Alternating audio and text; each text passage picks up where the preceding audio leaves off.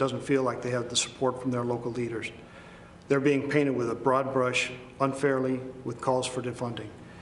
But as President Trump knows, the overwhelming percentage of law enforcement officers are good, smart people who are doing their jobs very well. And they can change the world working with people like John. Thank you. So now I'd like to invite John's wife, Jamie, to join us as I grant John, I'm not sure you know this, a full pardon. So I don't know if you know that, Jamie. Come on over here. It's just an honor. And you have done incredible work. Thank you, sir. And all of Las Vegas and all of Nevada and all of every place in this country is very proud of you, the job you've done, bringing people back. And you're right, I was supposed to be there for 5 minutes. I stayed for an hour and a half because it was so interesting to me. Congratulations to both. Thank you, sir. Richard, thank you very much for the job you do. Thank you. Fantastic. Thank you.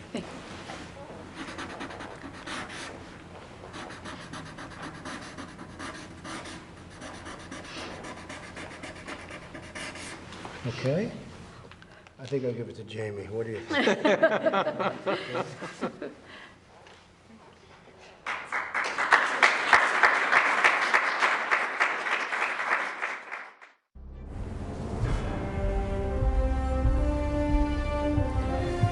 Good evening. I'm Senator Rand Paul from Kentucky. Donald Trump and I met many years ago, before he was running for anything. When I first met him, I recall being struck by how down-to-earth he was. He seemed like just a normal guy.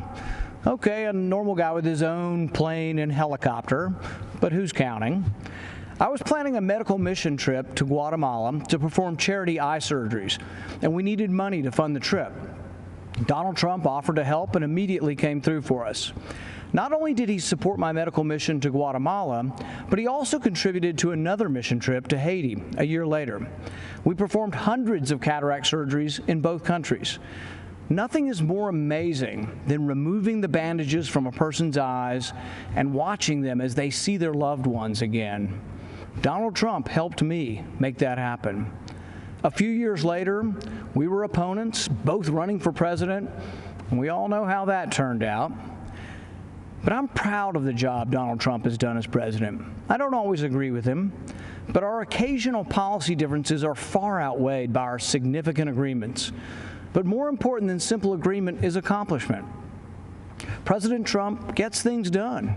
When some in Congress wanted a so-called revenue-neutral tax plan, Donald Trump and I worked together to make sure that it was a true tax cut. I brought President Trump an idea for better, less expensive health insurance called association health plans. Donald Trump overturned years of red tape and bureaucrats, and he made it happen.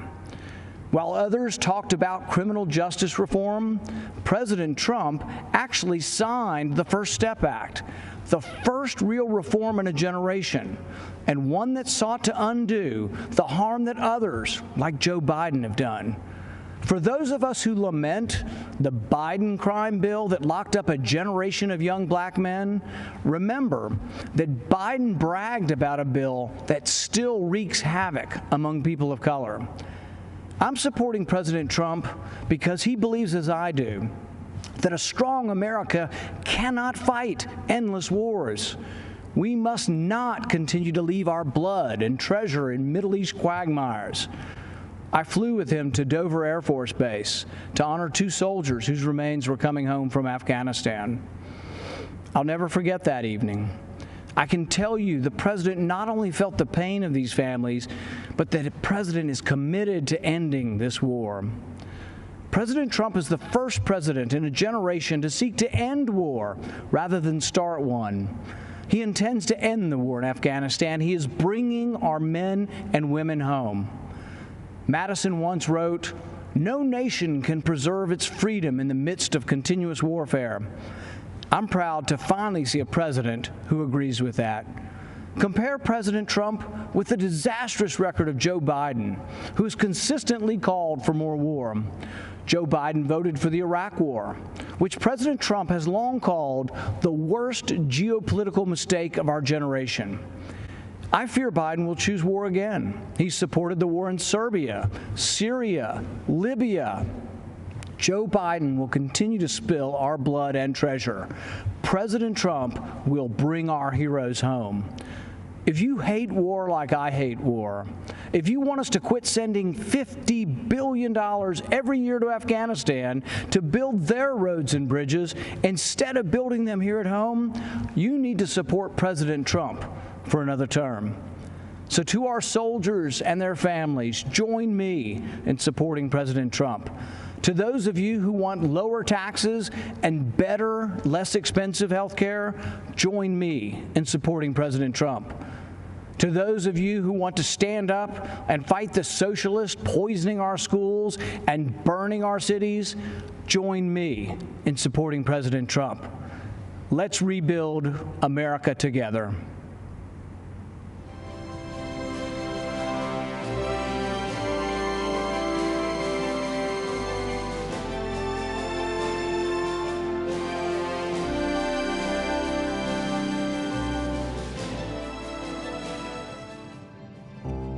What I would call your everyday man, the forgotten man or woman, the people that wake up every morning, go to work, do their job, come home to their kids and families, and are faithful and consistent, the people that have built America.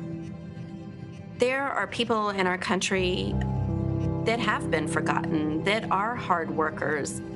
We do not hold signs. We are not on street corners. We are waking up at the crack of dawn, working and earning our living. But every single day, men and women from across this country are affecting people in positive ways. Real people that work hard every day, and they just want to earn a good living and enjoy life. And he really knows them, understands them. It's clear he has been on the job site, interacting with people from all backgrounds. I've never had someone care so much about making sure people have some job security. The president's job is to protect us, keep us safe, and help make our life better and the opportunity to pursue the American dream. That's what Donald Trump is doing. As a cattle rancher and a farmer, I do feel that we are not forgotten with this administration. We have hope for preserving our industry. My hope is that we lift the regulations that have stripped away the working class Americans' ability to do what they innately know how to do best. I feel like Trump is definitely pushing more for the steel mills, the fishermen, just us making our own products and bringing everything in. He's pushing so hard, and I see it truly coming alive. I do feel that President Trump has the interests of all those Americans tied together. I really do.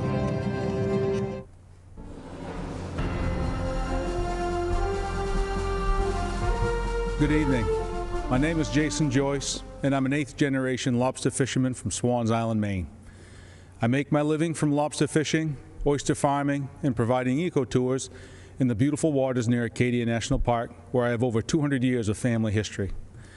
I have to confess, I didn't support Trump in 2016. Skeptical that he shared my conservative views, I expected him to flip-flop on his campaign promises.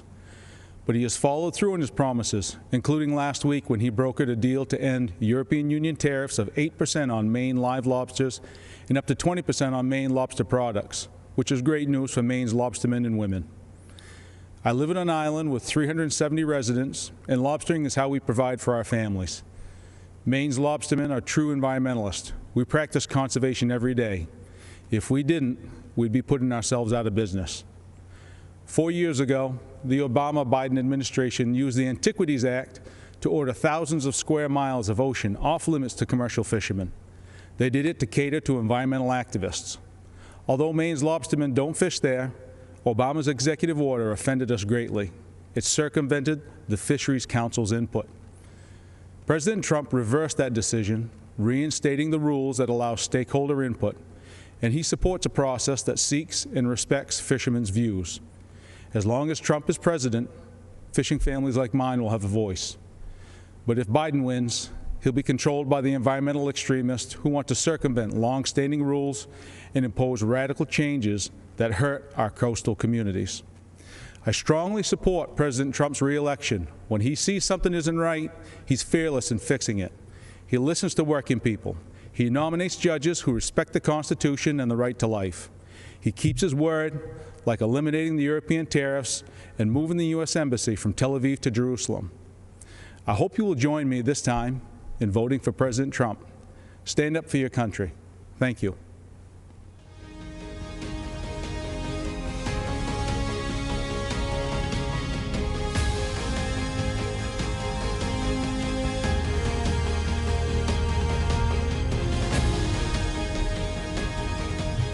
Good evening. My name is Chris Peterson. My husband Gary, our family, and I milk 1,000 cows on a dairy farm in Grantsburg, Wisconsin, a small middle American town. Truth be told, until I married my cute farmer from Grantsburg a long time ago, I was a city slicker from Minneapolis, which is about 70 miles south of us. Donald Trump became president in the middle of the Great Depression for dairy farmers in Wisconsin. In 2016, prices were horrible, and longtime generational farms across the nation were going out of business. In 2017, our 120-year-old barn, which served as our milking center, caught fire and burned to the ground. Our cows were spared, but because they needed to be milked 3 times a day, farmers, friends, and complete strangers from all over northern Wisconsin helped haul them to other farms where they stayed until we could rebuild. By the end of 2018, we had a new state-of-the-art robotic milking facility that allows our cows to milk themselves 3 times a day. At about the same time, President Trump's economic boom began helping dairy farmers across the nation. As a businessman, President Trump understands that farming is a complicated, capital-intensive, and risky business. More than any president in my lifetime, he has acknowledged the importance of farmers and agriculture. That support and focus on negotiating new trade deals gave us the confidence to rebuild our barn and dairy operation. Business was booming again, and business boomed right until the COVID-19 shutdown in March. Many people probably don't realize that our country is one of the few in the world that produces nearly all of its own food. Fewer still understand how close our food production and distribution system came to collapsing this past spring. But President Trump understood and again took steps to provide the supports we needed. President Trump took the necessary action knowing that agriculture is our backbone and strength, critical to our national security. Our entire economy and dairy farming are once again roaring back. One person deserves the credit and our vote, President Donald J. Trump.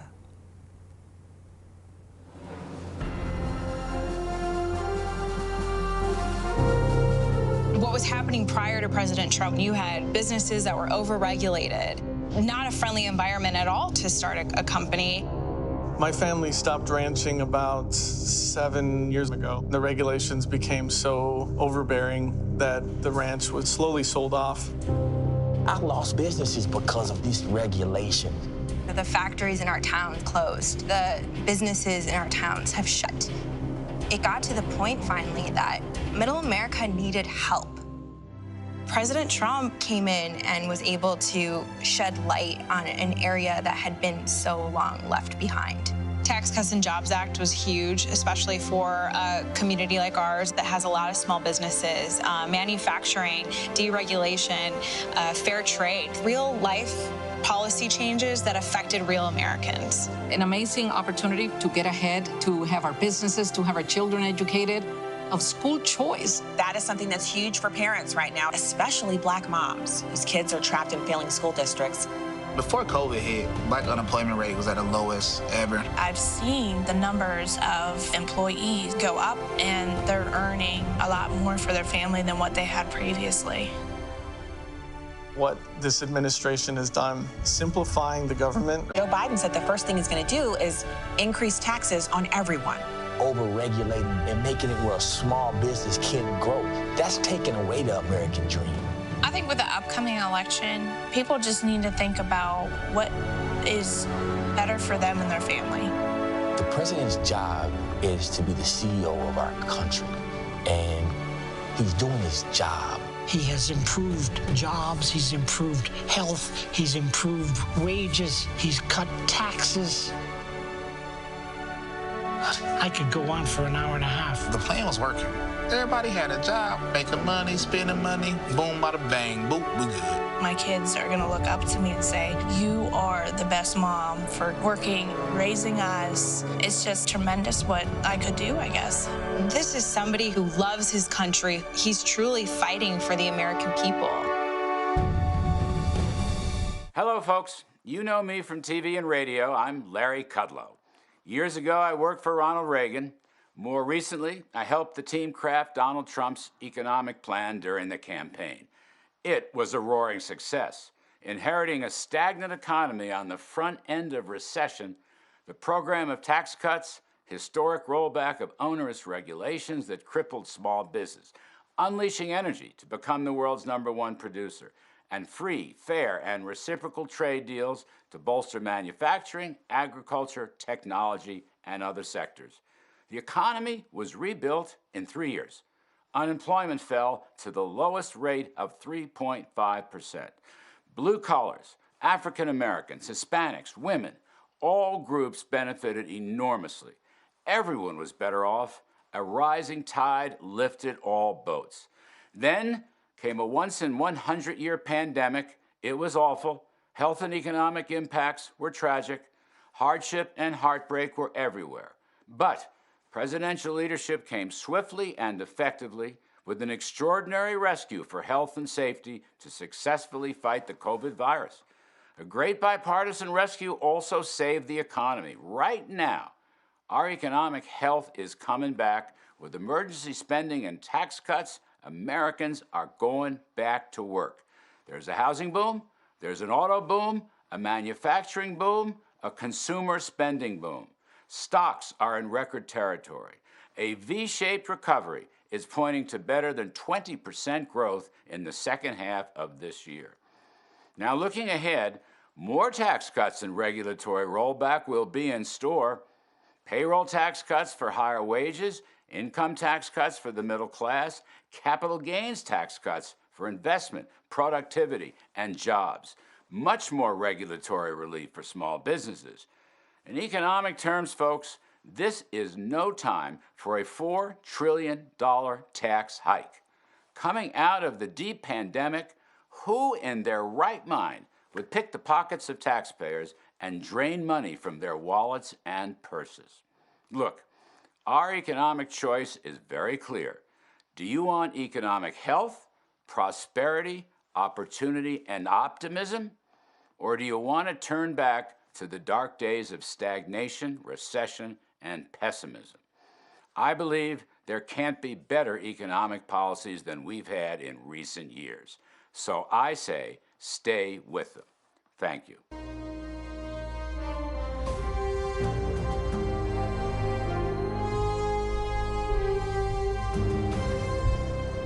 I'm John Peterson, owner of a second-generation metal fabrication business called Shooty Metals.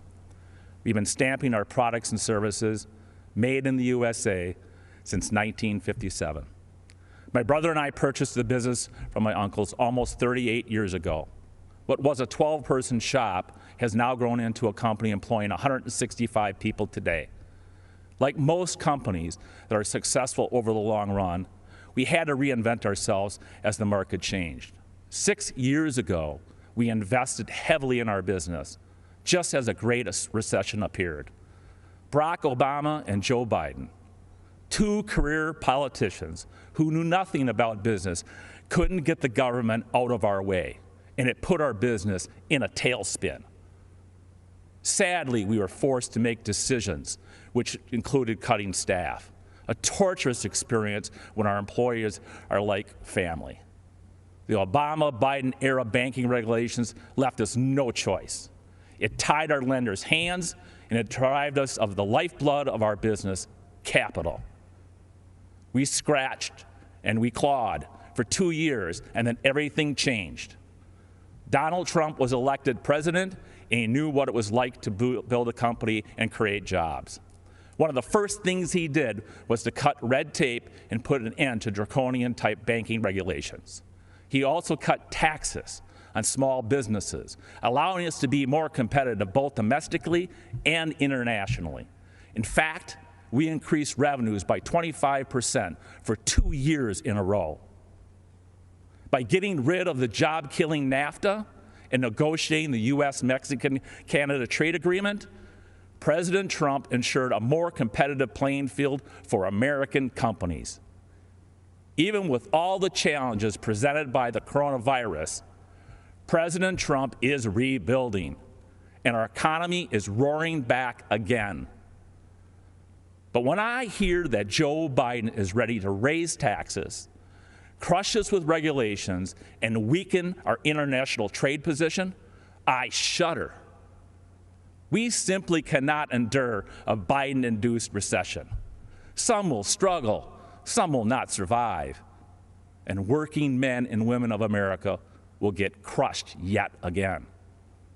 This is not time to hand our government over to a washed-up career politician who will be nothing but a puppet of the radical left Democrats. As a lifelong resident of Wisconsin, I'm a fan of the Badger football team. Many may not realize that the Wisconsin Badgers and the president share 3 common qualities. They are smart, they're tough, and they're dependable. And as a businessman, I can tell you that those qualities we need in our country's leader, and that's why we need to re-elect Donald J. Trump. Thank you, and God bless America.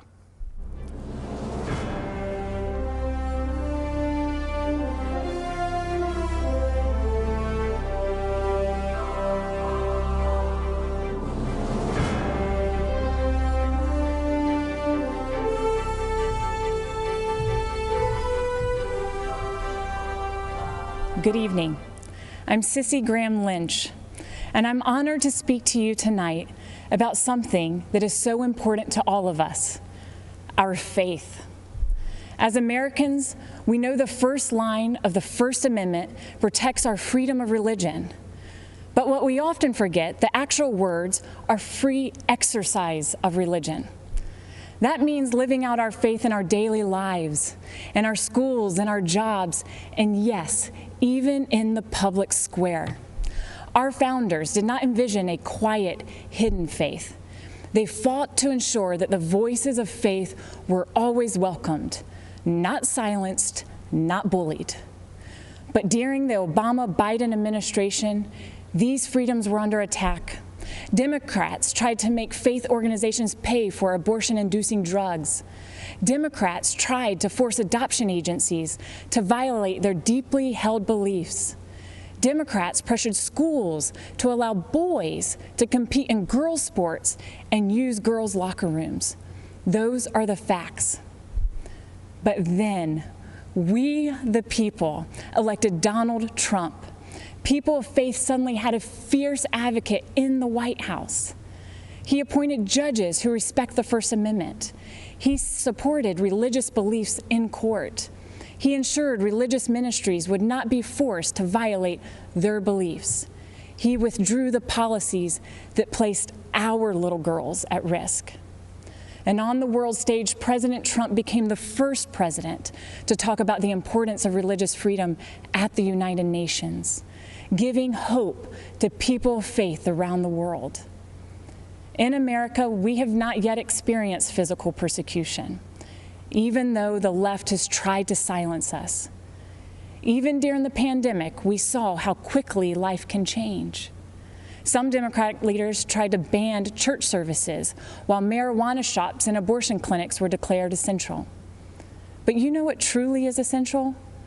Our right to worship freely and live our faith in every aspect of life. The Biden-Harris vision for America leaves no room for people of faith. Whether you're a baker, a florist, or a football coach, they will force the choice between being obedient to God or to Caesar, because the radical left's God is government power. So in the words of my grandfather, Billy Graham, Let us stand for political freedom, moral freedom, religious freedom, and the rights of all Americans. And let's never give in to those who would attempt to take it from us. Tonight, I'm proudly standing in that public square, and I hope and pray you will join me in voting to re-elect President Trump. I am Bob Vlasolovich, Mayor of Eveleth, a small town in the Iron Range of Minnesota. My father and grandfather earned their livings mining the raw materials that made the steel that built America. This election is a make or break for workers who are carrying on the legacy of men like them. Since the Iron Range economy is vulnerable to economic trends and to foreign trade, we have always needed a strong voice in Washington. We looked to Democrats to fill that void for many years because we actually thought they cared about our welfare. Not anymore. The radical environmental movement has dragged the Democratic Party so far to the left, they can no longer claim to be advocates of the working man. This is hard for me to say because I am a lifelong Democrat. But for far too long, members of both parties allowed our country to be ripped off by our trading partners, especially China, who dumped steel into our markets and slapped tariffs on our products. And what did so-called leaders like Joe Biden do? Nothing. The human cost has been devastating. We lost thousands of jobs. We lost a generation of young people who had to leave the Iron Range to find a livelihood. And worst of all, we lost hope. Then something unexpected happened. A straight-talking New Yorker burst onto the scene, promising to stand up to China and the rest of the world on behalf of the American worker. 4 years later, the Iron Range is roaring back to life, and we have one man to thank, President Donald Trump. He made good on his promises by cutting our taxes, rolling back senseless regulations, and delivering trade deals that put America's interests first. But the fight is not over. Joe Biden has allowed radicals like AOC to craft his environmental policies. Their so-called Green New Deal is a job-killing disgrace dreamt up by people who don't live in the real world. But Biden is too weak, too scared, and too sleepy to stand up to the radical left. He has been doing nothing in Washington for 47 years. Why would year 48 be any different? President Trump won't back down to anybody. He delivered the best economy in our history, and he will do it again for all of us. The Iron Range's economic future and survival is at stake, and so is America's. We know we can count on President Trump to fight for us and win. Let's make sure he wins on November 3rd. God bless America.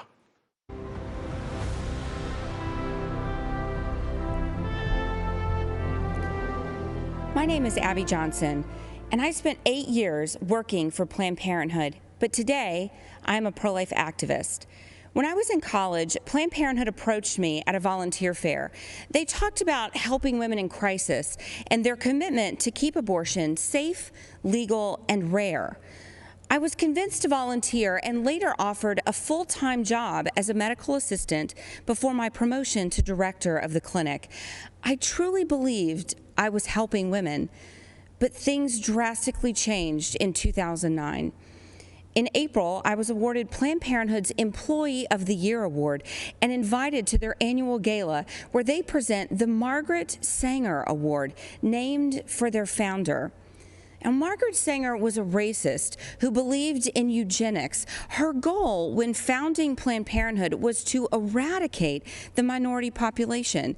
Today, almost 80% of Planned Parenthood abortion facilities are strategically located in minority neighborhoods. And every year, Planned Parenthood celebrates its racist roots by presenting the Margaret Sanger Award. Later in August, my supervisor assigned me a new quota to meet, an abortion quota. I was expected to sell double the abortions performed the previous year. When I pushed back, underscoring Planned Parenthood's public-facing goal of decreasing abortions, I was reprimanded and told, "Abortion is how we make our money." But the tipping point came a month later when a physician asked me to assist with an ultrasound-guided abortion. Nothing prepared me for what I saw on the screen. an unborn baby fighting back, desperate to move away from the suction. And I'll never forget what the doctor said next. "Beam me up, Scotty." The last thing I saw was a spine twirling around in the mother's womb before succumbing to the force of the suction. On October 6th, I left the clinic, looking back only to remember why I now advocate so passionately for life. I founded and currently run And Then There Were None, a nonprofit organization that's helped nearly 600 abortion workers transition out of the industry. For most people who consider themselves pro-life, abortion is abstract. They can't even conceive of the barbarity. They don't know about the products of conception room and abortion clinics, where infant corpses are pieced back together to ensure nothing remains in the mother's wombs, or that we joked and called it the pieces of children room. You see, for me, abortion is real. I know what it sounds like. I know what abortion smells like. Did you know abortion even had a smell? I've been the perpetrator to these babies, to these women, and I now support President Trump because he has done more for the unborn than any other president. During his first month in office, he banned federal funds for global health groups that promote abortion. That same year, he overturned an Obama-Biden rule that allowed government subsidy of abortion. He appointed a record number of pro-life judges, including 2 Supreme Court justices, and importantly, he announced a new rule protecting the rights of healthcare workers objecting to abortion, many of whom I work with every day. Life is a core tenet of who we are as Americans. And this election is a choice between 2 radical anti-life activists and the most pro-life president we have ever had. That's something that should compel you to action. Go door to door, make calls, talk to your neighbors and friends, and vote on November 3rd. Take action that reelects our president, and do it with our very most vulnerable Americans in mind, the ones who haven't been born yet.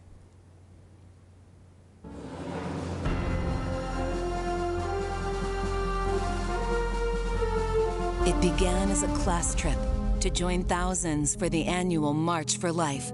These Catholic young men traveled from Kentucky to stand up for what they believed in. But what happened was something very different. Crackers with Make America Great hat on. You little dirty crackers, your day coming. Young Klansmen. Look at our Make America Great Again hat. Social media, the news, and even celebrities launched a campaign of persecution that was completely false against a boy in a Make America Great Again hat. The MAGA hat carries a certain connotation that provokes a conditioned reaction. I blame that kid. What a little crap. Everyone that sees that smug look wants to punch that kid. Nicholas Sandman received death threats, and his school was forced to close. Tonight, Nicholas tells his story. Good evening, everyone. My name is Nick Sandman, and I'm the teenager who was defamed by the media after an encounter with a group of protesters on the steps of the Lincoln Memorial last year. Before I begin, I'd like to thank President Trump for the opportunity to share some of my story and why it matters so much to this November's election. In 2019, I attended the March for Life in Washington, D.C., where I demonstrated in defense of the unborn. Later that day, I bought a Make America Great Again hat because our president, Donald Trump, has distinguished himself as one of the most pro-life presidents in the history of our country, and I wanted to express my support for him too. Looking back now, how could I have possibly imagined that the simple act of putting on that red hat would unleash hate from the left and make myself the target of network and cable news networks nationwide? Being from Kentucky, the birthplace of Abraham Lincoln, my classmates and I visited the Lincoln Memorial. I found myself face to face with Nathan Phillips and other professional protesters looking to turn me into the latest poster child showing why Trump is bad, while the media portrayed me as an aggressor with a relentless smirk on my face. In reality, the video confirms I was standing with my hands behind my back and an awkward smile on my face that hid two thoughts. One, don't do anything that might further agitate the man banging a drum in my face. And two, I was trying to follow a family friend's advice, never to do anything to embarrass your family, your school, or your community. Before I knew what was happening, it was over. One of Mr. Phillips' fellow agitators yelled out, "We got him. It's all right here on video. And we won, Grandpa." What I thought was a strange encounter quickly developed into a major news story, complete with video footage. My life changed forever in that one moment. The full war machine of the mainstream media revved up into attack mode.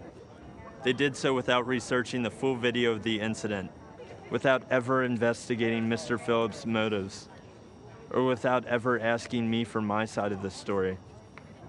And do you know why? Because the truth was not important. Advancing their anti-Christian, anti-conservative, anti-Donald Trump narrative was all that mattered. And if advancing their narrative ruined the reputation and future of a teenager from Covington, Kentucky, well, so be it. That would teach him not to wear a MAGA hat. I learned what was happening to me had a name. It was called being canceled, as in annulled, as in revoked, as in made void. Canceled is what's happening to people around this country who refuse to be silenced by the far left. Many are being fired, humiliated, or even threatened. And often, the media is a willing participant. But I would not be canceled. I fought back hard to expose the media for what they did to me, and I won a personal victory. While much more must be done, I look forward to the day that the media returns to providing balanced, responsible, and accountable news coverage. I know President Trump hopes for that too. And I know you'll agree with me when we say that no one in this country has been a victim of unfair media coverage more than President Donald Trump. In November, I believe this country must unite around a president who calls the media out and refuses to allow them to create a narrative instead of reporting the facts. I believe we must join a president who will challenge the media to return to objective journalism. And together, I believe we must all embrace our First Amendment rights and not hide in fear of the media or from the tech companies or from the outrage mob either. This is worth fighting for. This is worth voting for. And this is what Donald Trump stands for. Thank you all for listening to me tonight. And one more thing. Let's make America great again.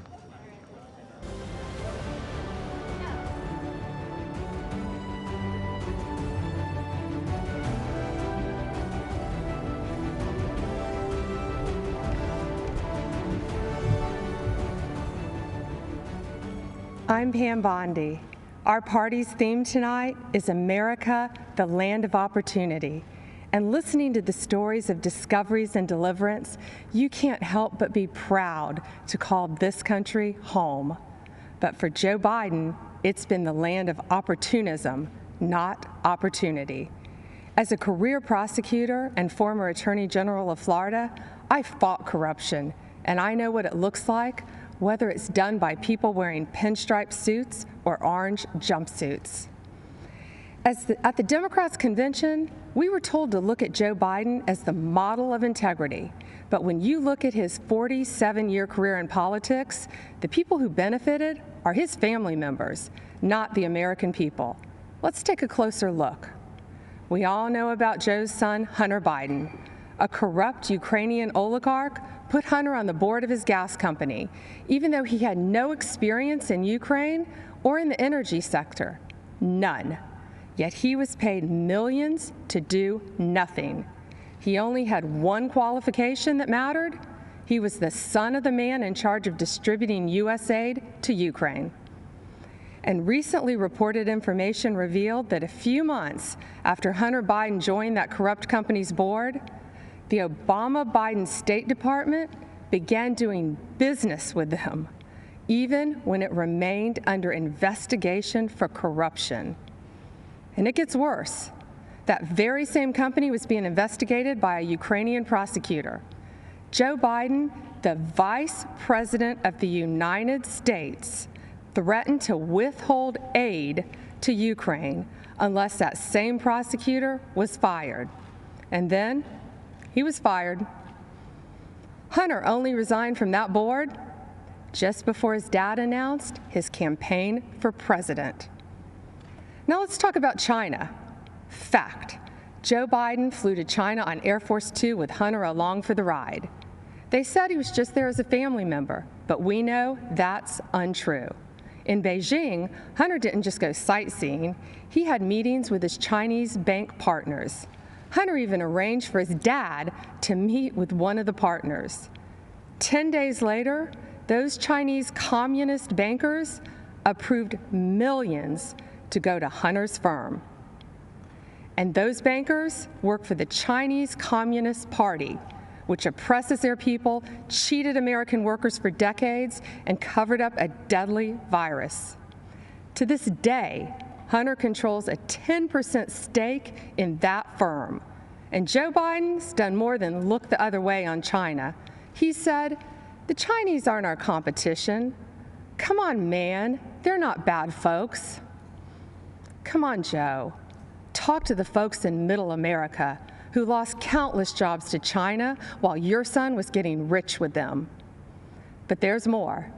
Fact: there have been numerous press reports that have shown other close Biden family members benefited from Joe's 47-year political career.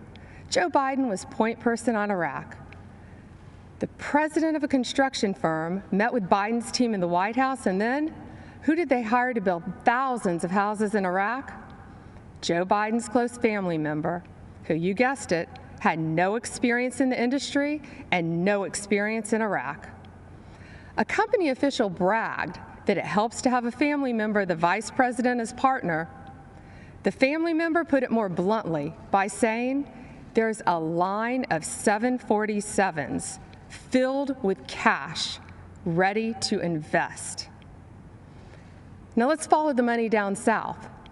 Again, as reported in the press, yet another close family member of Joe's set his sights on Costa Rica and Jamaica, where millions of dollars flowed from the Obama-Biden administration in taxpayer-backed loans to projects linked to, yes, that same family member. These aren't isolated incidents. It is a deliberate pattern of conduct. And that's just what he did as vice president. Imagine what he'd do as president. How many American families would be allowed to get away with this? Why should there be one standard for the elite political class and another set of rules for the rest of us? When millions of Americans voted for Donald Trump, they knew he'd be different, and he is. He's a tough, no-nonsense outsider who can't be bought or intimidated.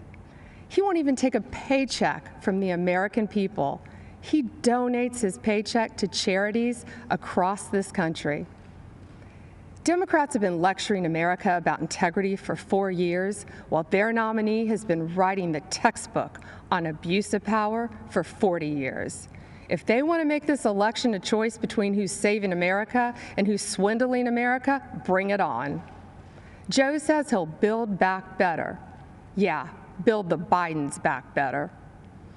Our president is in this to build a safer, better, and stronger America, and he will finish what he started to keep this a real land of opportunity for everyone.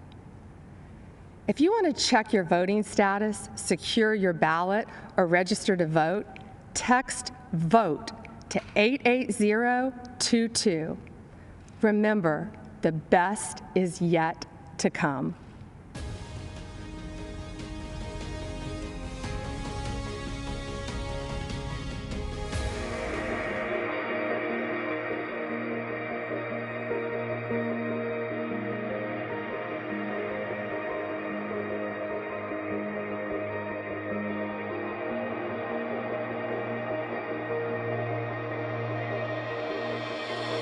women have played a very, very big role.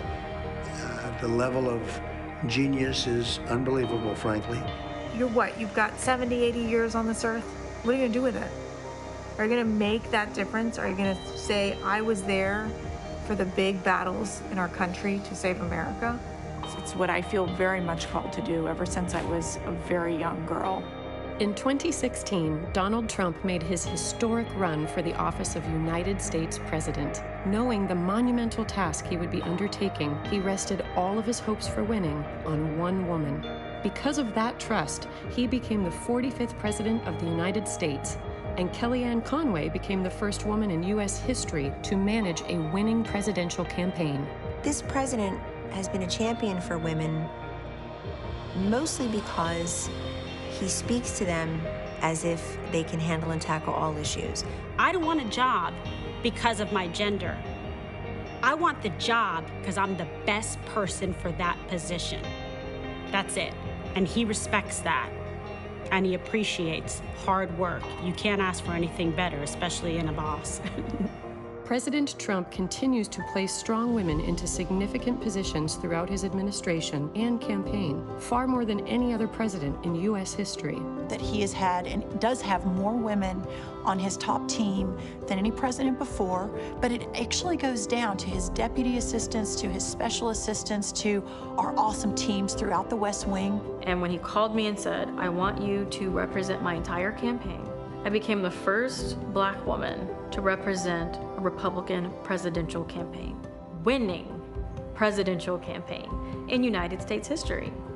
Throughout his career, Trump has always touted family first as a core value. He shows this especially with his choices of press secretaries, choosing Sarah Sanders, the first mother to become a press secretary, Stephanie Grisham, the first single mother to serve as press secretary, and Kayleigh McEnany, who transitioned into the job while also transitioning into the job of mom. I have 4 children, Kellyanne Conway has 4 children, Ivanka has, I think between all the senior staff women, we might have 75 kids. I'm not sure, we've lost count, but the importance of the work is never lost on any of us. And truly, it is those children that we are fighting for and for their future. With these capable women placed in positions of powerful influence and authority, President Trump has proven that when the stakes are highest, he is proud to entrust many of our nation's most crucial jobs to women. The number of dedicated, amazing, brilliant, relentless women that are dedicated to the country and to the president and to preserving the American dream is one of the greatest, if not the greatest things I'll ever be a part of.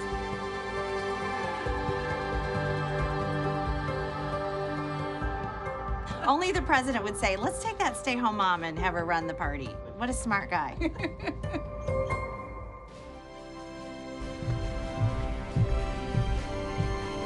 Good evening. I'm Tiffany Trump. Since speaking at the Republican convention 4 years ago, so much has changed for the world, for our country, and for my family. Like so many students across the world, I graduated from law school during the pandemic. Our generation is unified in the facing the future in uncertain times, and many of us are considering what kind of country we want to live in. As a recent graduate, I can relate to so many of you who might be looking for a job. My father built a thriving economy once, and believe me, he will do it again. This election, I urge each and every one of you to transcend political boundaries. This is a fight for freedom versus oppression, for opportunity versus stagnation, a fight to keep America true to America. I urge you to make judgment based on results and not rhetoric. If you believe in criminal justice reform, there is only one president that passed the First Step Act, giving people a second chance, a chance at a life once again. And if you believe in expanding quality and affordable health care, only President Trump, my father, signed the right to try into law the Favored Nations Clause and other actions to lower drug prices and keep Americans from getting ripped off. People must recognize that our thoughts, our opinions, and even the choice of who we are voting for may and are being manipulated and visibly coerced by the media and tech giants. If you tune into the media, you get one biased opinion or another. And what you share, if it does not fit into the narrative that they seek to promote, then it is either ignored or deemed a lie, regardless of the truth. This manipulation of what information we receive impedes our freedoms. Rather than allowing Americans the right to form our own beliefs, this misinformation system keeps people mentally enslaved to the ideas they deem correct. This has fostered unnecessary fear and divisiveness amongst us. Why are so many in media and technology, and even in our own government, so invested in promoting a biased and fabricated view? Ask yourselves, why are we prevented from seeing certain information? Why is one viewpoint promoted while others are hidden? The answer is control, because division and controversy breed profit. But what are the consequences when only one side of the story gets out, or when only one viewpoint is acceptable? For our education system, it meant sacrificing civil debate by creating an atmosphere where students with contrary opinions are too afraid to speak. Many students find themselves suppressing their beliefs to fit into what the acceptable groupthink is. In short, our nation suffers by inhibiting our diversity of thought and inclusion of ideas. Working together, outside of our political comfort zones, will accomplish so much more. Some cynical politicians do not seem to believe in the miracle of America. Well, I do. As Maximo Alvarez said so eloquently last night, if freedom is lost in this country, there is nowhere else to go. Having hope is not weakness, and believing in miracles is a gift from God. So tonight, I want to tell you the uncensored truth of what we believe in. We believe in equality of opportunity. We believe in freedom of thought and expression. Think what you want. Seek out the truth. Learn from those with different opinions, and then freely make your voice heard to the world. We believe in school choice because a child's zip code in America should not determine their future. We believe in freedom of religion for all faiths, and we believe in the American spirit, a country founded on ideas, not identity, a country where our differences are embraced, and the only country where the word dream has been attached to it. Because in America, your life is yours to chart. So if you're hearing these things and thinking to yourself, that is the kind of country that I want to live in, well, whether you realize it or not, you are a Trump supporter. I encourage you to see beyond the facade that so many other politicians employ. They mask themselves in disguises of decency as they try to pressure us to mask our own identities and beliefs. My father is the only person to challenge the establishment, the entrenched bureaucracy, big pharma, and media monopolies to ensure that Americans' constitutional freedoms are upheld and that justice and truth prevail. My father does not run away from challenges, even in the face of outright hatred, because fighting for America is something he will sacrifice anything for. He dreams big dreams for our country, and he is relentless at achieving them. You see, Make America Great Again is not a slogan for my father. It is what drives him to keep his promise of doing what is right for American citizens. The energy of change and opportunity is with us. God has blessed us with unstoppable spirit, his spirit, the American spirit. My dad has proven to be driven by that spirit. He has demonstrated his faith and his uncompromising heart and actions. My father has made me believe that America can truly be great again. If you care about living your life without restraints, about rebelling against those who would suppress your voice and building your American dream, then the choice in this election is clear. A vote for my father, Donald J. Trump, is a vote to uphold our American ideals. Be true to yourself. and stay true to the dream of America. Thank you, and God bless you all.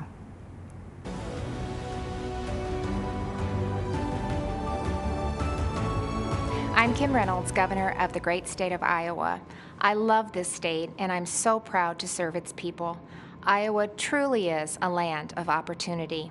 It's the birthplace of the computer, it's a landmark of the financial services industry, and as so many of you already know, it's filled with farmland that feeds and fuels the world. It's also home to people who care for one another, who work hard, who love this country, and are truly grateful for the freedoms it provides. As I like to say, Iowa is one big small town. Neighbor helping neighbor is in our DNA.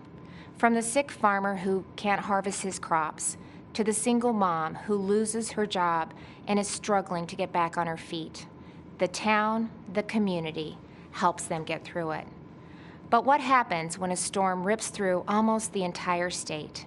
When it's not one farmer who lost his crop, but hundreds? When it's not one neighbor who is without food, but thousands? That happened just 2 weeks ago. A storm called a derecho with hurricane-force winds of up to 140 miles per hour wiped out millions of acres of crops, left thousands without power. It destroyed homes, wrecked lives, and left devastation in its wake. It was the worst storm in our state's history. And Iowans did what you expect Iowans to do. They helped each other, they took care of each other, and they still are. But someone else had our back, our president. When the winds had finished raging and the cleanup had only begun, he showed up. Now, you might not know that because the national media didn't report it, but the Trump administration was here in full force. The day after the storm, the president called to assure me that we had the full backing of the federal government. And later that week, Vice President Pence came to Iowa to again assure us that the president and his administration were behind us. With the help of the Trump administration, we quickly received a major disaster declaration that will help Iowans get back on their feet. The president, he cut through the bureaucracy to do what needed to be done and to do it quickly. But that's not the first time President Trump showed Iowans that we can rely on him. In 2019, when 100-year floods breached nearly every levee and devastated communities large and small along the Missouri River in Iowa, Nebraska, and Missouri, the president approved our request for aid in record time, in just 2 days. Well, this year, he did it in less than 24 hours. So whether it's providing needed relief to farmers who were the target of China's unfair trade practices, hammering out new free and fair trade deals, or fighting for workers and small businesses who were hit hard by COVID-19. We have a president and a vice president who get things done. And because of President Trump and his leadership, our country is able to bounce back from setbacks and see opportunity grow and thrive. This is an administration of action and outcomes. They are delivering every day on their promise to make America great again. And that's exactly why we need to re-elect President Donald J. Trump in November. Thank you, and may God bless the United States of America. America, the land of opportunity, a country where your own resolution to succeed is more important than any other. Abraham Lincoln's words from 165 years ago still resonate today because of who we are and because of what we are. A country where a boy born into poverty in a log cabin, raised right here on the frontier of Indiana, could educate himself, become a lawyer, become a president of the United States who would preserve the Union, abolish slavery, and save the nation. As a fellow Hoosier, visiting Lincoln's boyhood home has always been a treasured experience for me and my family. It's a place that made Lincoln. It shaped Lincoln and defined the man that Lincoln would become. America is the land of opportunity. As President Donald Trump declared at Mount Rushmore, in America, you can do anything. You can be anything. And together, we can achieve anything.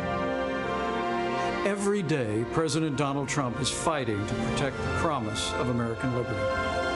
Every day, our president's been fighting to expand the reach of the American dream. And on every single day, without fail, President Donald Trump has been fighting for you. So tonight, I'd like to introduce you to a few remarkable Americans who represent that solemn pledge, who embody our president's unbreakable devotion to ensuring that America is a land of unlimited opportunity for all. Jack is an 8-year-old from Wisconsin who was struggling academically and socially in school. But Jack's mom, Sarah, who works 3 jobs to support her son, applied for Wisconsin's school choice voucher program. We're glad that we were able to get the school choice voucher to go to that school. With Jack, he would have slipped through the cracks in public schools, and having the option to go to a school that fits him has been a real game changer for us. And I know that because of that opportunity that he's going to succeed and he's going to achieve that goal of being an apparatus engineer, if that's what he chooses to stick with. Laura McClin is a mother of another inspiring boy, Jordan. Jordan has Duchenne muscular dystrophy, a fatal muscle weakening disorder. Jordan was at my side in Indiana when, as governor, I signed a law allowing terminally ill patients to access experimental drugs not yet approved by the FDA. In 2018, President Trump signed the landmark federal Right to Try bill into law.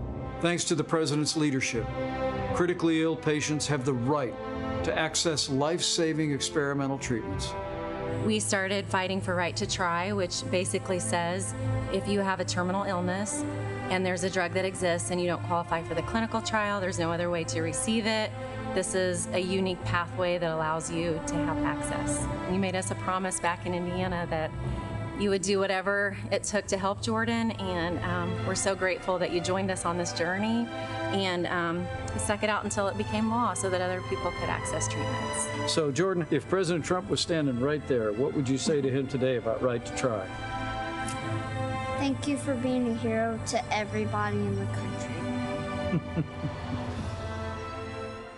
Judge Cheryl Allen made history in 2007 when she became the first African-American woman to be elected to serve on the Pennsylvania Superior Court. It's because of leaders like Judge Allen that our nation has overcome our greatest challenges. In this time of racial division in the country, yes, do you see faith and values and Absolutely. The strong stand that President Trump has taken for equality of opportunity as a pathway toward bringing the country together? As a senior citizen, I'll leave it at that. I know what racism feels like, but I also know that but for my being in this country, I would have never been able to achieve the things that I have been able to achieve. There are injustices, but the way to deal with those injustices is for people to sit down across the table and talk and come up with solutions. I do believe that President Trump is committed to that.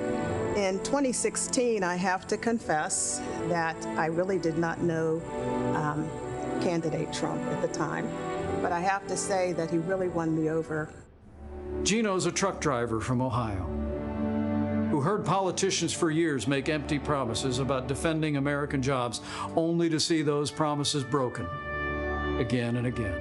And in 2019, when General Motors closed its plant in Lordstown, Ohio, President Donald Trump refused to stand by and watch it happen. And as Gino observed, this president reached out to General Motors to find a way to bring jobs back to Lordstown.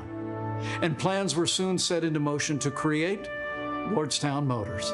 President Trump says, this is how we fix it. And I thought, well, that's a simple solution. There's no other president who could have done it. There's no one that has even tried to do it. President Trump's a doer. He appreciates every one of us, and I know he does. I've seen it. When he said, make America great again, that was his task. That wasn't his slogan. That was his task. And every hat you see that says MAGA on it, That's what your president's doing for you. Thank you, Mr. President, for keeping the promises that you made. And then there's Pastor Aaron Johnson. Today, he's the executive director of the Tulsa Dream Center, a nonprofit that provides education and medical services and food to those in need. AJ, you've got a great personal story.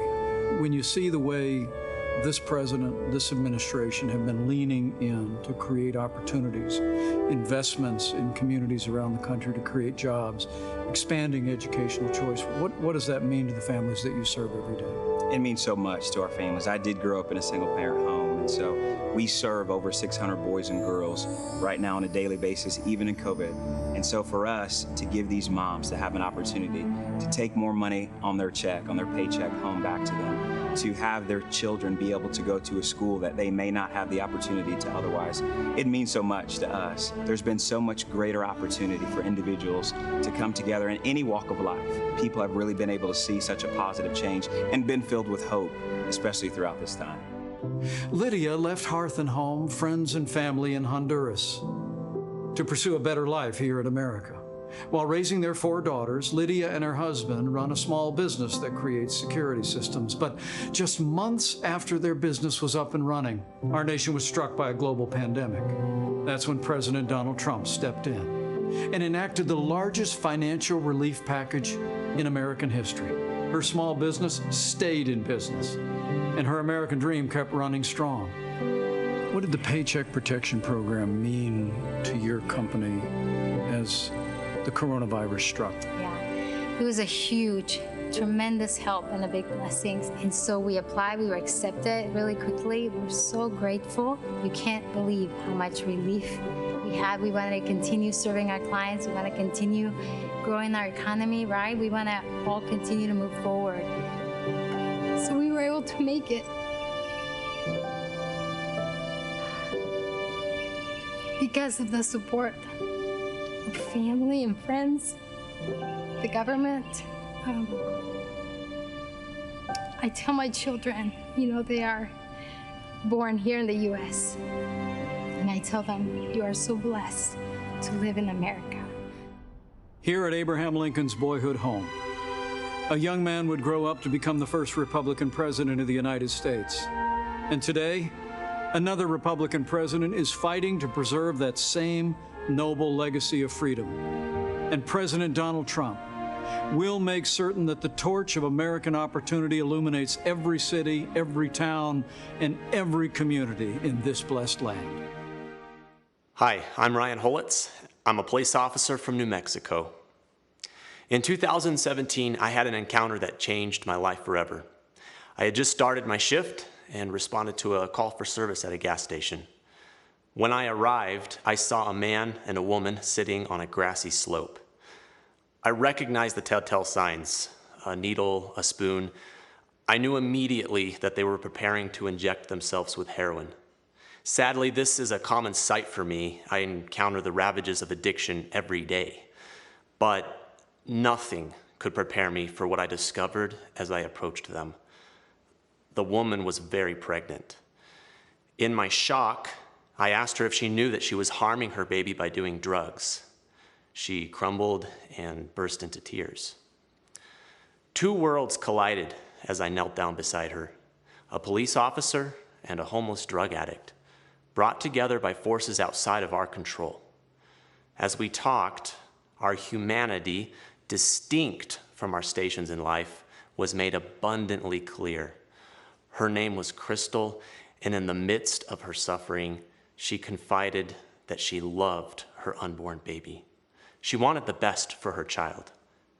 In that moment, I saw her the way that all of you who know and love an addict see them, as fathers, mothers, brothers, sisters, children, cousins, and friends, as human beings, full of value and dignity, but robbed of their potential by this disease.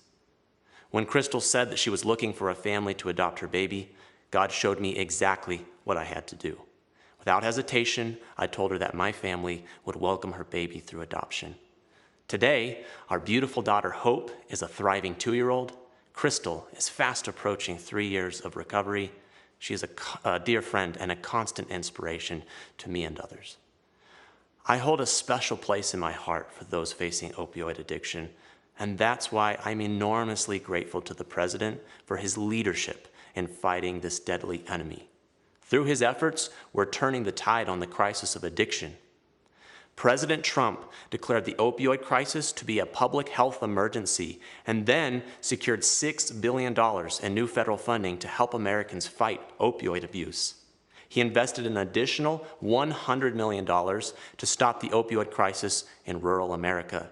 And in a move that strikes at the root of the problem, he implemented a safer prescribing plan aimed at reducing opioid prescriptions by over a third within 3 years. This is an effort that stops addiction before it ever gains a hold in someone's life. And it's having an impact. Drug overdose deaths decreased in 2018 for the first time in 30 years. Many of the states hardest hit by the opioid crisis are seeing the largest drop in deaths. We're seeing that doctors are writing fewer prescriptions for opioid pain drugs. These are significant improvements that have a meaningful impact. I think we are fortunate, America, to have a president who cares deeply for the downtrodden and who works tirelessly to find solutions. A president who doesn't just talk about problems, but stops and helps. President Trump is the leader we've needed the last 4 years, and he is the leader we need for the next 4. You see, Donald Trump is the right president at the right time. Let's make sure he's reelected on November 3rd. I pray God's blessings on you and your family, and may God bless America.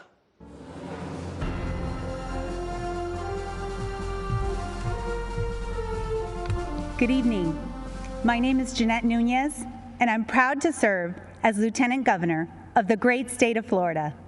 Tonight, I'm honored to share my story of faith, family, and American freedom.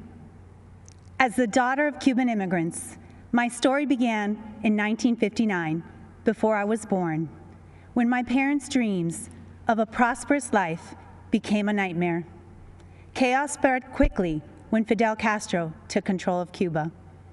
The government confiscated private property, stealing people's homes, farms, and businesses.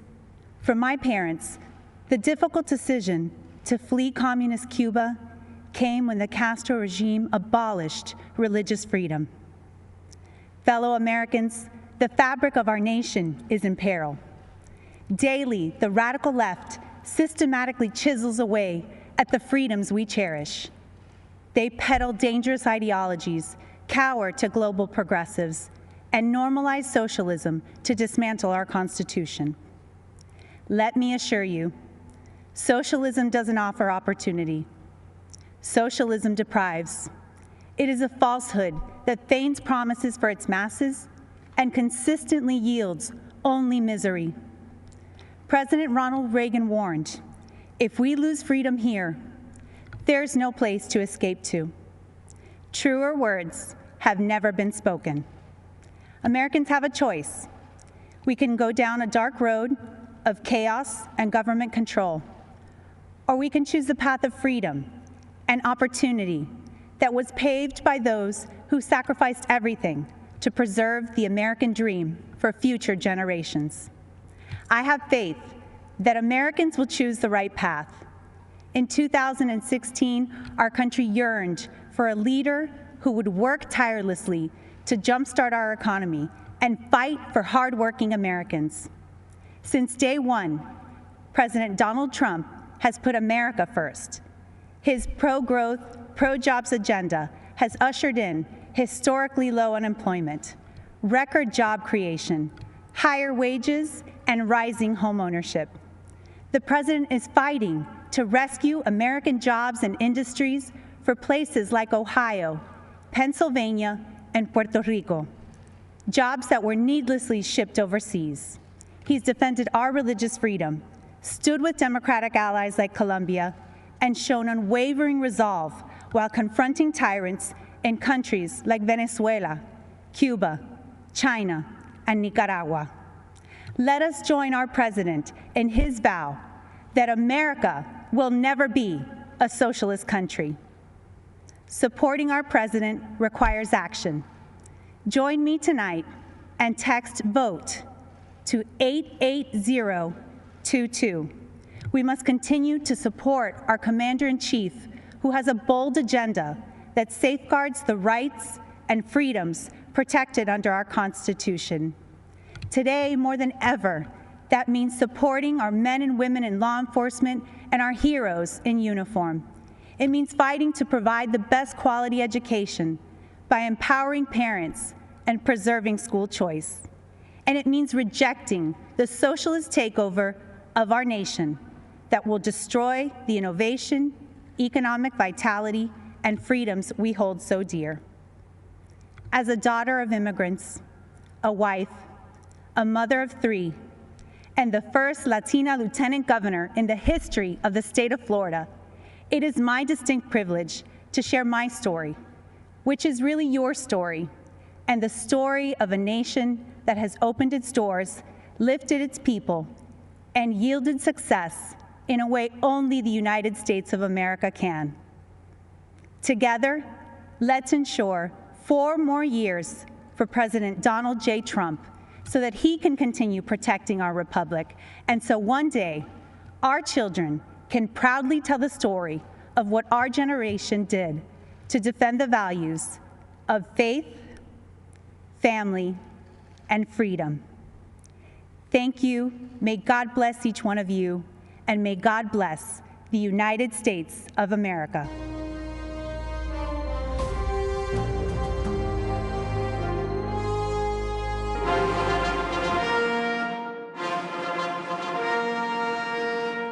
Ladies and gentlemen, the President of the United States.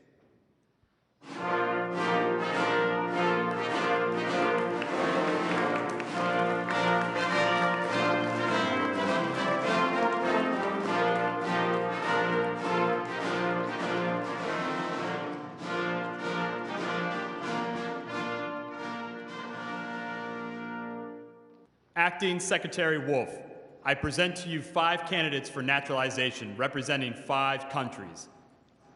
On behalf of everyone here today, I'd like to express my gratitude to you, Mr. President, for hosting this naturalization ceremony here at the White House. To our candidates, it is my honor to administer the oath of allegiance and welcome you as our fellow citizens. Candidates for naturalization, please raise your right hand and repeat after me.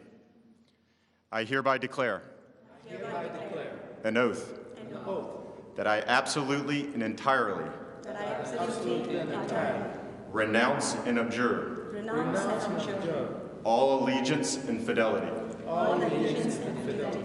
to any foreign prince, potentate, state or sovereignty, of whom or which I have heretofore been a subject or citizen. That I will support and defend the Constitution and laws of the United States of America. Against all enemies, foreign and domestic. That I will bear true faith and allegiance to the same. That I will bear arms on behalf of the United States. When required by law. That I will perform. Non-combatant service. In the armed forces of the U.S. When required by law. That I will perform work. Of national importance. Under civilian direction. When required by law. And that I take this obligation freely. Without any mental reservation. Or purpose of evasion. So help me God. Congratulations, you're now citizens of the United States of America.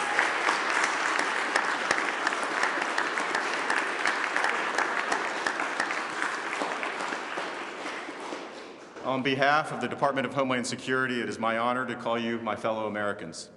Mr. President, I want to again commend you for your dedication to the rule of law and for restoring integrity to our immigration system. Thank you for hosting such a patriotic celebration here at the White House today.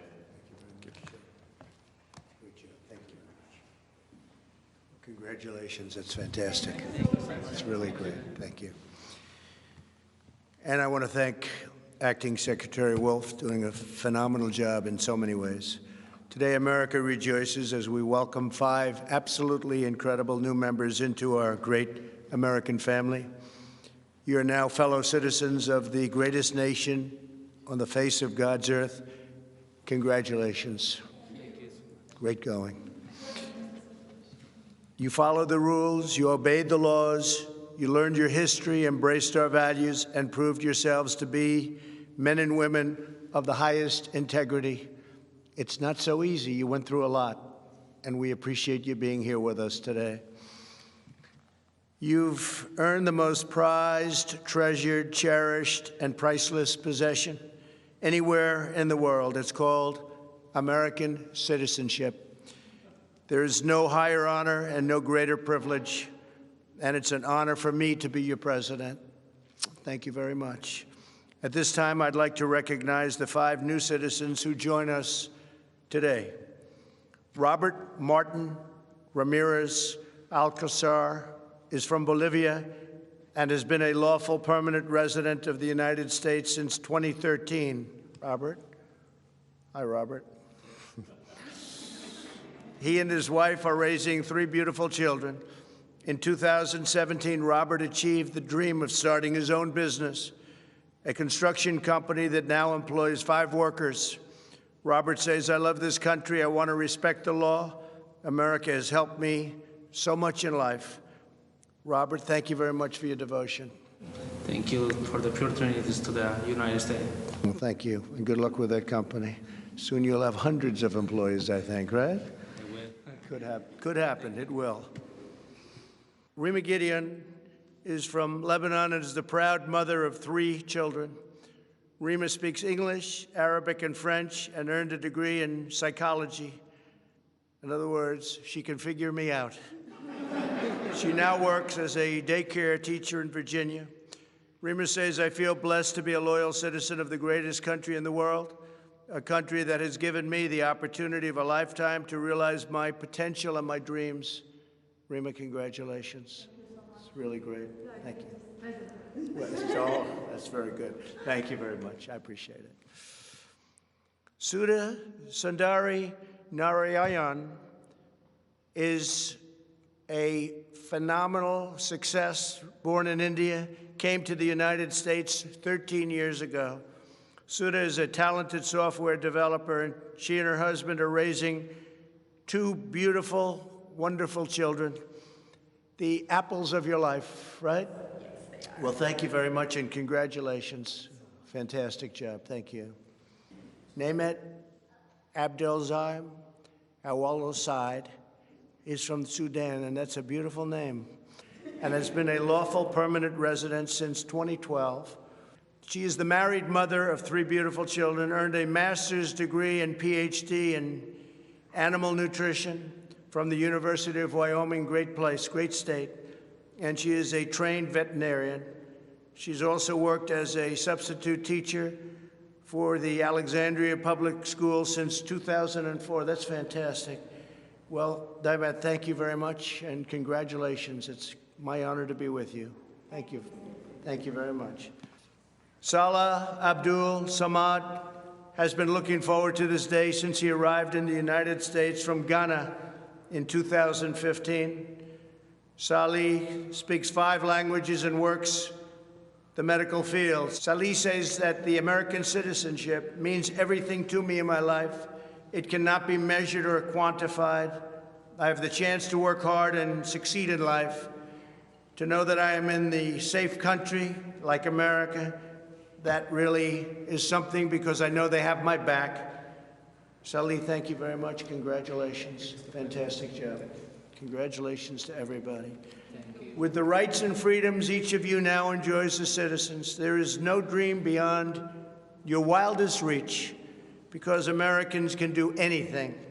Today, you have also accepted the profound duties and responsibilities that come with American citizenship.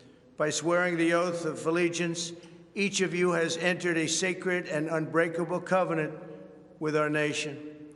You have pledged your undying loyalty to the American people, the American Constitution, and the American way of life.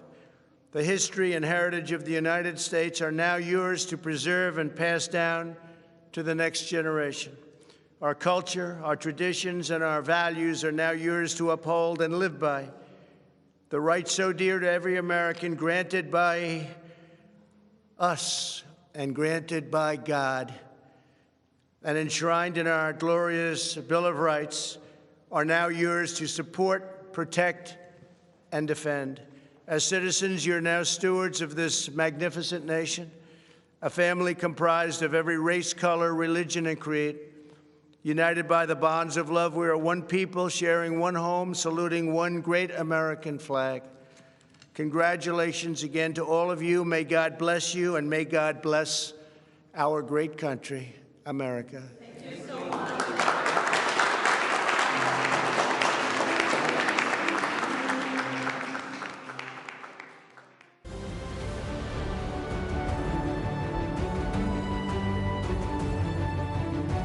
Good evening, America.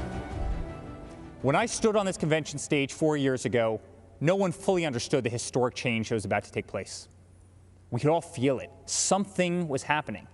A movement was forming just below the surface.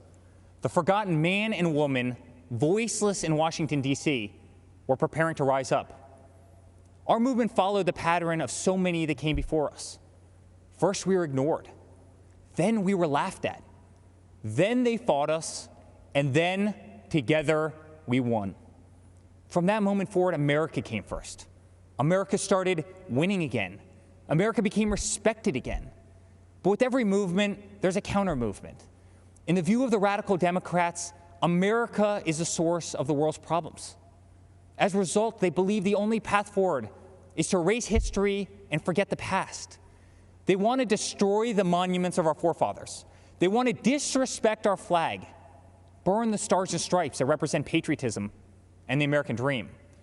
They want to disrespect our national anthem by taking a knee while our armed forces lay down their lives every day to protect our freedom. They do not want the Pledge of Allegiance in our schools. Many of them don't want one nation under God. The Democrats want to defund and disrespect our law enforcement. The Democrats want an America where your thoughts and opinions are censored when they do not align with their own. President Reagan said, "Freedom is never more than one generation away from extinction. It must be fought for, and it must be protected." This is the fight that we are in right now, and it is a fight that only my father can win. My father ran not because he needed the job, but because he knew hard-working people across this great country were being left behind. The media mocked these patriots in the flyover states in which they lived. They ignored the Trump flags. They ignored the millions of MAGA banners and barns painted in red, white, and blue. The silent majority had no one fighting for them in either party. Their so-called leaders were bowing to China, bribing Iran, and spending more time worrying about how they'd be received by the elites in Paris than how Americans would provide for their families in Pittsburgh. Our family lost friends, but it only pushed us to fight harder. My father pledged to every American in every city, state, and town that he was going to make America great again. And so began the Great American Comeback. Almost immediately, taxes were slashed, regulations were cut, and the economy soared to new heights, heights never seen before. Wages went through the roof. Unemployment reached historic lows, especially for Black Americans, Hispanic Americans, and women. Trade deals were ripped up and renegotiated. Lights were turned back on in abandoned factories across our country. Trillions of dollars were repatriated back to the United States, which had been sitting in foreign lands for far too long. Once again, America became the envy of the world. And with that renewed strength came leverage. The president demanded that our allies pay their fair share for the defense of the Western world. My father rebuilt the mighty American military, adding new jets, aircraft carriers. He increased wages for our incredible men and women in uniform. He expanded our military defense budget to $721 billion per year. America was no longer weak in the eye of the enemy. The moment President Trump ordered special forces to kill some of the deadliest terrorists on the planet, the day the mighty Moab was dropped on insurgent camps, is the day America took a stance to never be defeated by the enemy. Al-Baghdadi, Soleimani, dead. Over and over, issue after issue, the economy, the wall, the military, trade deals, tax cuts, Supreme Court justices, VA hospitals, prescription drugs, school choice, right to try, moving the embassy to Jerusalem, peace in the Middle East. Never-ending wars were finally ended. Promises made and promises for the first time were kept. Most politicians spend their entire careers in Washington, D.C. and get absolutely nothing accomplished.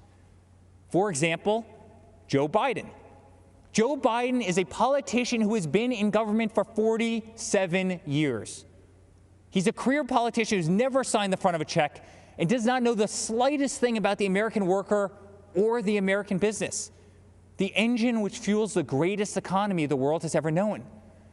The same politician who has been a total pushover for communist China, and someone who would be a giant relief for terrorists who now have spent years running, hiding, and being taken out by the most talented military known to man. Joe Biden has pledged to raise your taxes by $4 trillion. 82% of Americans will see their taxes go up significantly. Biden has pledged to stop border wall construction and give amnesty and health care to all illegal immigrants. Biden has pledged to defund the police and take away your cherished Second Amendment. My father, on the other hand, delivered the largest tax cuts in American history, knows if you do not have a border, you do not have a country, and will always support law enforcement and your right to keep and bear arms. Every day, my father fights for the American people, the forgotten man and woman of this country, the ones who embody the American spirit, which is unlike anything else in the world. It built the New York City skyline. It built the Hoover Dam. And soon, under my father's leadership, it will send Americans to Mars. The American spirit can be felt in the majesty of the Grand Canyon, the shadows of Mount Rushmore, and the stillness of the air at Gettysburg. It can be seen in the wide-eyed wonder of every American child as they take their first breath in the greatest country the world has ever known.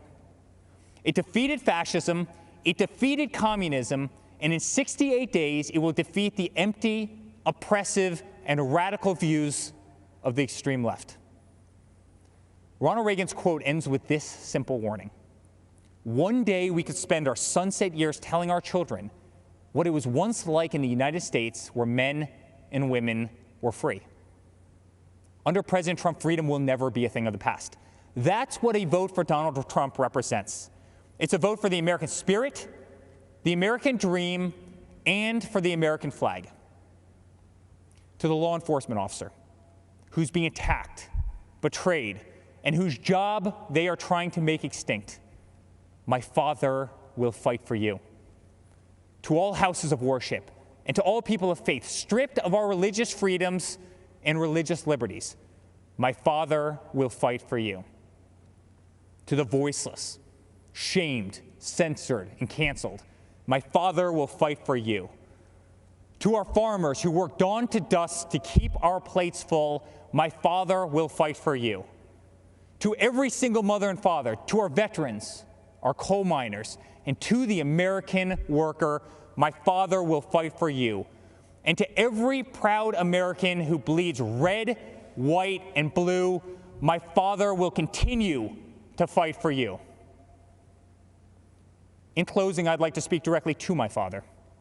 I miss working alongside you every single day, but I'm damn proud to be on the front lines of this fight. I'm proud of what you're doing for this country. I'm proud to show my children what their grandfather is fighting for.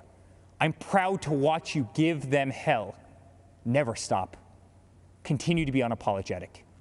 Keep fighting for what is right. You are making America strong again. You are making America safe again. You are making America proud again. And yes, together with a forgotten man and woman who are finally forgotten no more, you are making America great again. Dad, let's make Uncle Robert very proud this week. Let's go get another 4 years. I love you very much. God bless you, and God bless the United States of America.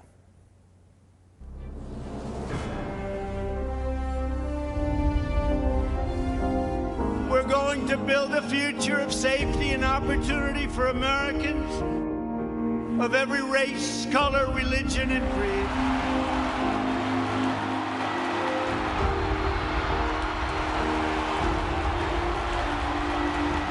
Our president has created such a surplus that when this pandemic hit, he was able to refund Americans without indebting us. We're all better off when former inmates can receive and re-enter society as law-abiding, productive citizens. They now have a chance at more opportunities than they've ever had before. To be incarcerated for 16 and a half years for hearsay. I get emotional thinking about it. It's a feeling that I can't describe. When people say we're oppressed here in the United States, how? Right now, this country, for me, is the last beacon of hope and opportunity. If America falls, the entire world falls. Trump's pledge to the American workers definitely means a lot to me because I wouldn't be where I'm at today. I truly believe that my kids are going to look up to me one day. It's just tremendous what I could do, I guess. The forgotten men and women will never be forgotten again. You know, in Biden's America, there aren't opportunity zones. Here you have an administration that actually looks at how can government and private enterprise work together. As we fight to deliver a better future for all women and for all Americans, we remember the wonderful victory 1 century ago. And in the following November, the ladies appeared at the polls on Election Day by the hundreds of thousands. They had won their right to vote. Before the China virus set in, it struck our nation. Women had gained 4.3 million jobs, a record. The women's unemployment rate had plummeted to the lowest level in more than 65 years. And last year, over 70% of the new jobs went to women. And I will say we're coming back very strongly. We have the most opportunity. That's the American story, isn't it? That we have hope, that even though we're in dark days now, that the days ahead hold greater possibilities because of the opportunities that we've been given in our country. And we will make America great again.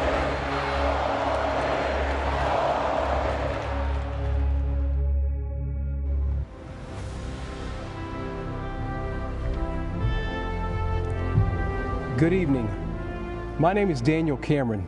I'm 34 years old and the first African-American Attorney General in Kentucky history. It is an honor to be with you as a proud Republican and supporter of Donald J. Trump.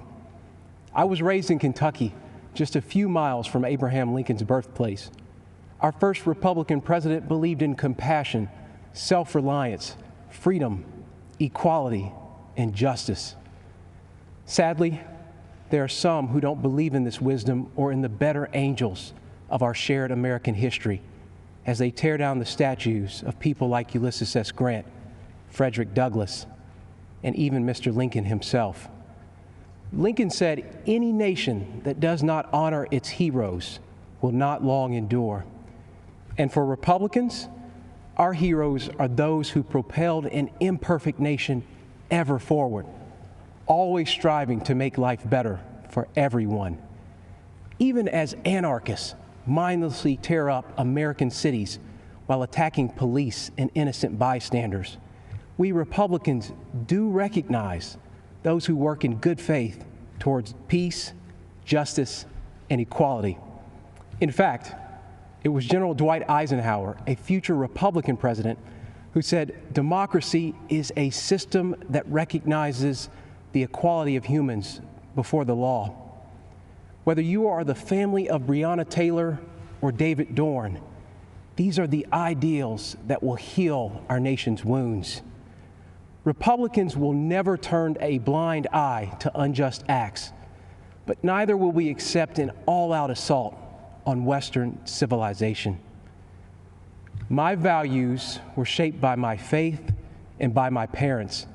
I worked at their small coffee shop, meeting people from all walks of life. And I realized something. No matter who we are, everyone needs a cup of coffee. That lesson stuck with me because despite our differences, we all want the same things.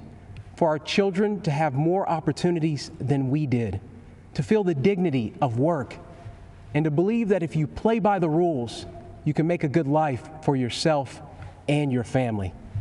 So the question is, will we choose the path that gives us the best chance to meet those universal desires? Or will we go backward to a time when people were treated like political commodities who can't be trusted to think for themselves? I think often about my ancestors who struggled for freedom. And as I think of those giants and their broad shoulders, I also think about Joe Biden, who says, if you aren't voting for me, you ain't black, who argued that Republicans would put us back in chains, who says there is no diversity of thought in the black community. Mr. Vice President, look at me. I am black. We are not all the same, sir. I am not in chains. My mind is my own, and you can't tell me how to vote because of the color of my skin. Joe Biden is a backwards thinker in a world that is craving forward-looking leadership. There's no wisdom in his record or plan, just a trail of discredited ideas and offensive statements. Joe Biden would destroy jobs, raise our taxes, and throw away the lives of countless unborn children. And he is captive to the radical left, a movement committed to cancel culture and the destruction of public discourse. They believe your skin color must dictate your politics. And if you fail to conform while exercising your God-given right to speak and think freely, they will cut you down. The politics of identity, cancellation, and mob rule are not acceptable to me. Republicans trust you to think for yourself and to pursue your American dream however you see fit. Mr. Lincoln said the dogmas of the quiet past are inadequate to the stormy present. The occasion is piled high with difficulty, and we must rise to the occasion. I believe Donald Trump can meet Lincoln's mandate, even as Joe Biden remains trapped by his own failed record and by the radicals who dominate his party. Let's be honest, no one is excited about Joe Biden, and so I ask you to judge the record. On criminal justice reform, Joe Biden couldn't do it, but President Trump did. On the economy, Joe Biden couldn't do it, but President Trump did build an economy that worked for everyone, especially minorities, and he will do it again. And on immigration, Joe Biden promises more to illegal immigrants than he does to you. But President Trump believes his highest duty is to the American worker. The choice is clear. Let me close with something my mom told me. This country's many faces comprise a family, not separate parts to be divided against each other. And like any family, we care for one another. We grieve together. We share our burdens and our struggles, and we celebrate our successes. And though we fuss and fight, we are not enemies. We are Americans, united by a collective faith in our Constitution and laws and the fundamental fairness they represent. We are defenders of life and of individual liberty, and we carry the mantle of Eisenhower and of Reagan to be a force for good in this world, and one that must always be reckoned with. That's my Republican Party, the party of Lincoln, that believes America is an indispensable nation, an evergreen tree, standing tall in a turbulent world. And that's why I am voting for Donald Trump for president. Thank you, and God bless.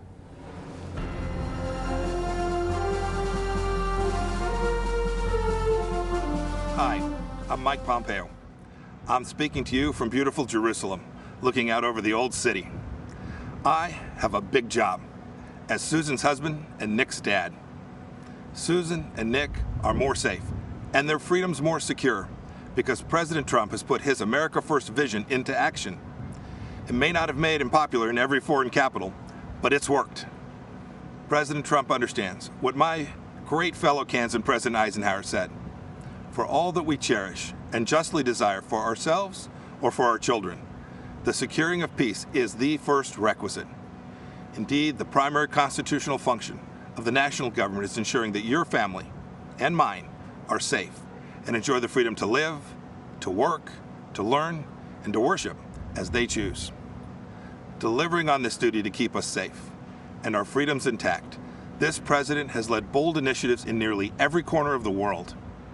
In China, he's pulled back the curtain on the predatory aggression of the Chinese Communist Party. The president has held China accountable for covering up the China virus and allowing it to spread death and economic destruction in America and around the world. And he will not rest until justice is done.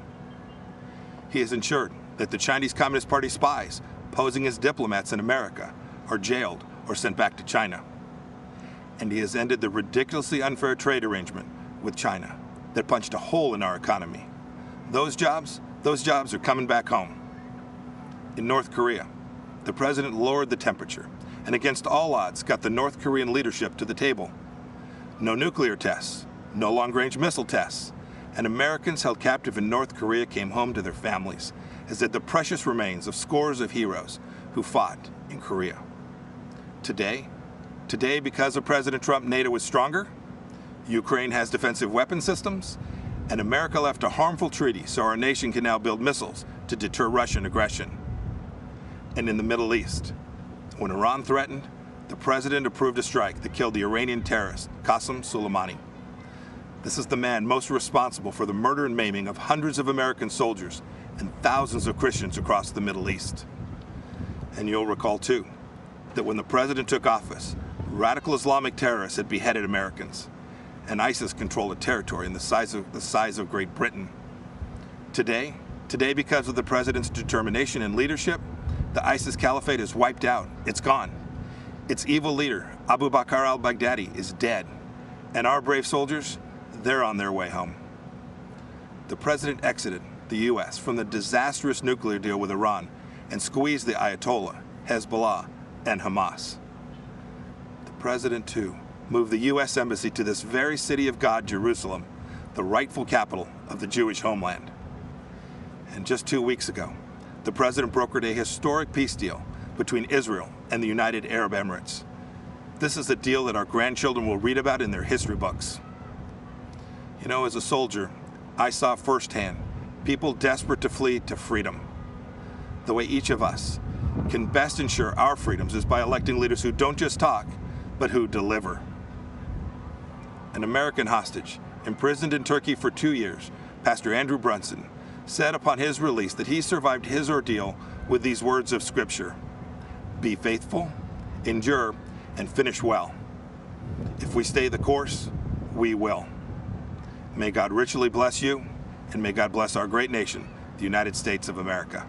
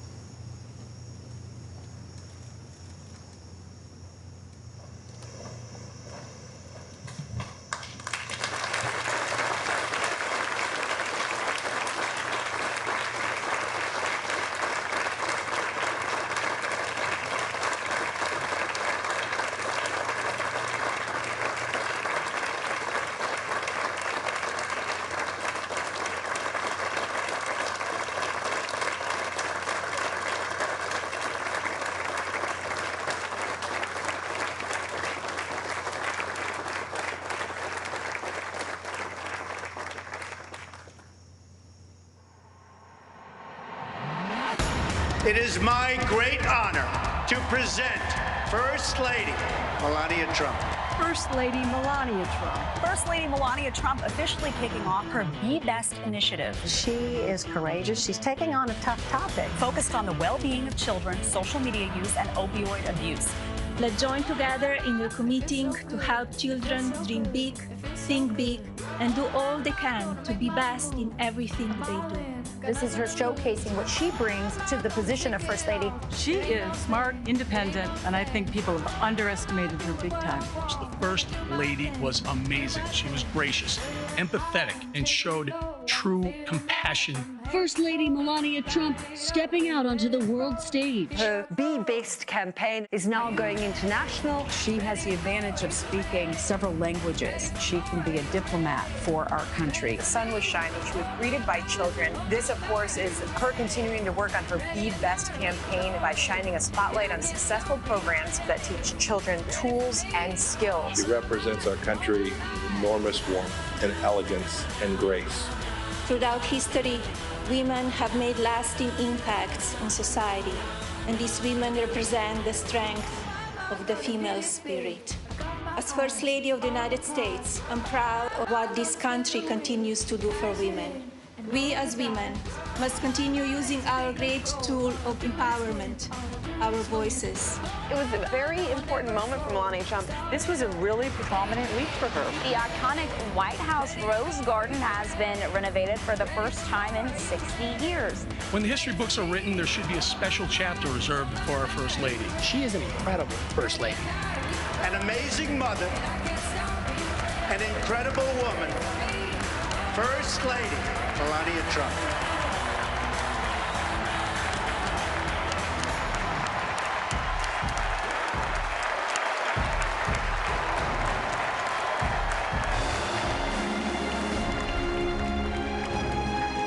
Ladies and gentlemen, please welcome the First Lady of the United States, Mrs. Melania Trump.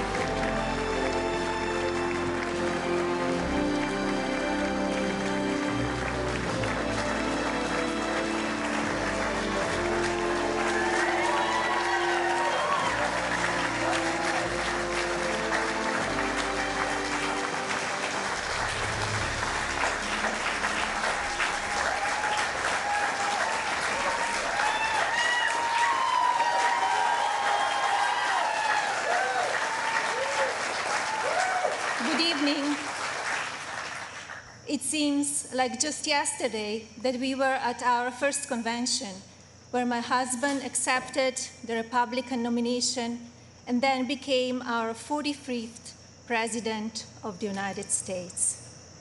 Yet the energy and enthusiasm for who should lead this nation, it is real today as it was 4 years ago.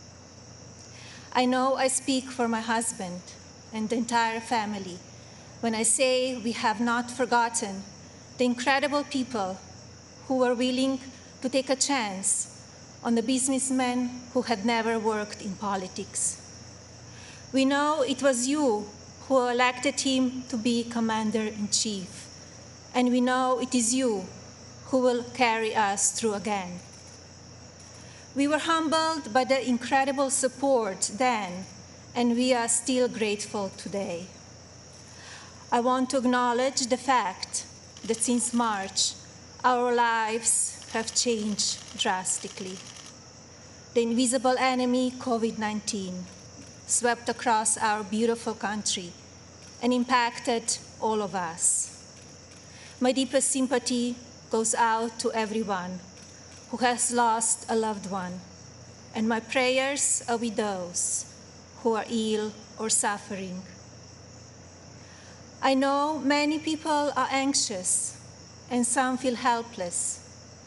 I want you to know you are not alone.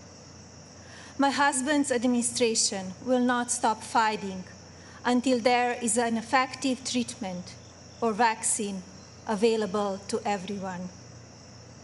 Donald will not rest until he has done all he can to take care of everyone impacted by this terrible pandemic. I want to extend my gratitude to all of the healthcare professionals, frontline workers, and teachers who stepped up in these difficult times. Despite the risk to yourselves and your own families, you put our country first, and my husband and I are grateful. I have been moved by the way Americans have come together in such an unfamiliar and often frightening situation.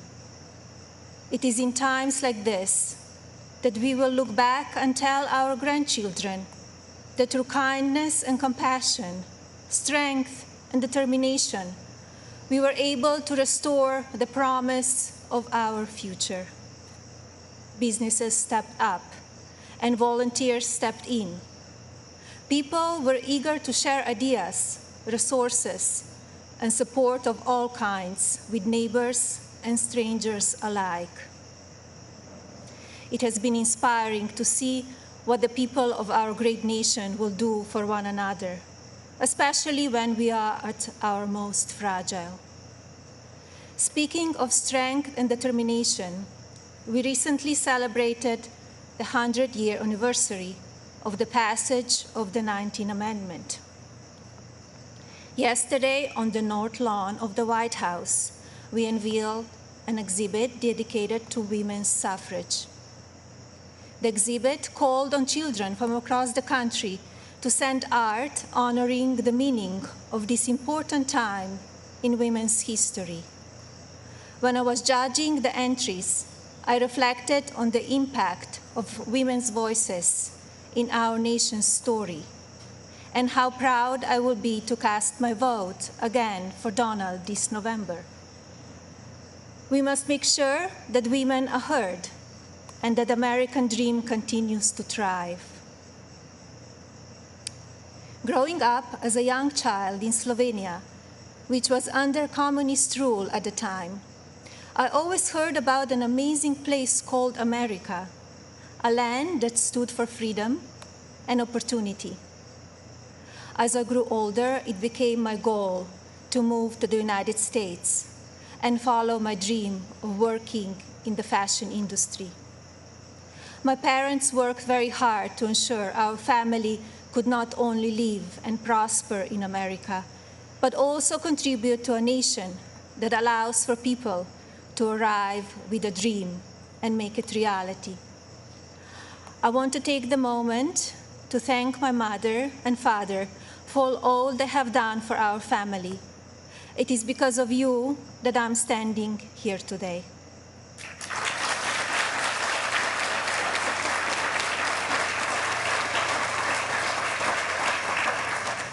I arrived in the United States when I was 26 years old. Living and working in the land of opportunity was a dream come true, but I wanted more. I wanted to be a citizen. After 10 years of paperwork and patience, I studied for the test in 2006 and became an American citizen.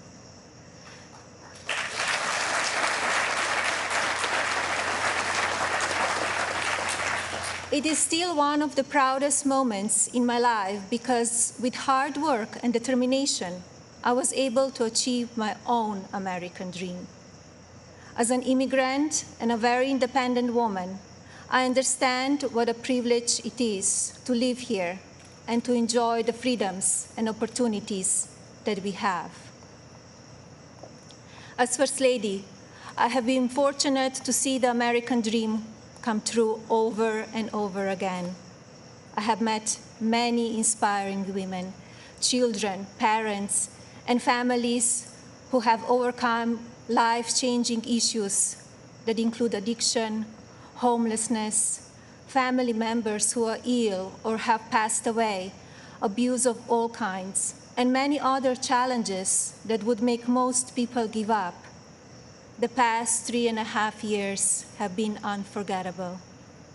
There are no words to describe how honored, humbled, and fortunate I am to serve our nation as your First Lady.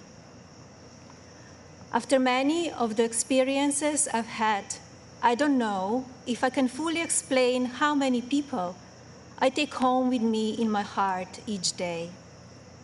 From brave soldiers who give up so much so that we can be free, to children of all circumstances who I have met around the world. Thank you for inspiring me. It is my greatest honor to serve you. When I speak to members of the military, despite sacrificing time with their families, experience the fear of war or suffering loss, they have no regrets about serving our country.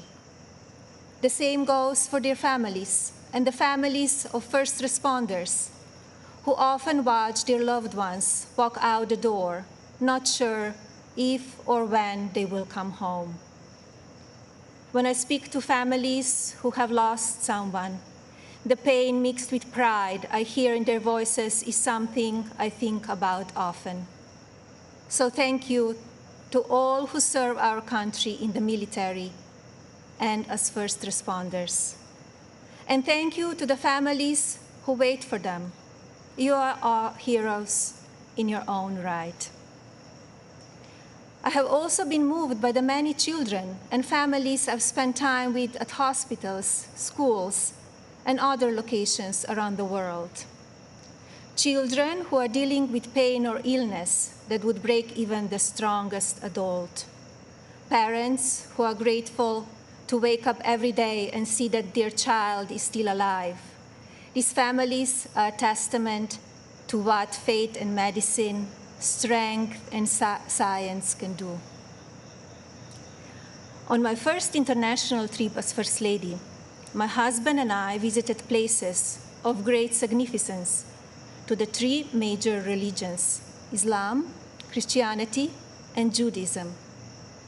One special memory from that trip is of a young boy I had privilege of visiting while at Bambino Gesù Hospital in Rome, Italy.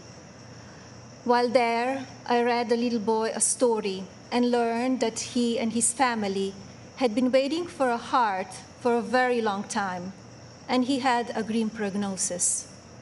His situation brought my staff and me to tears, and we spoke of a little else as we flew to Belgium for the next part of our trip. Upon landing just a few hours later, we learned that a heart had been donated and would be going to the little one. I think about him often, along with so many amazing and strong young patients across our own country.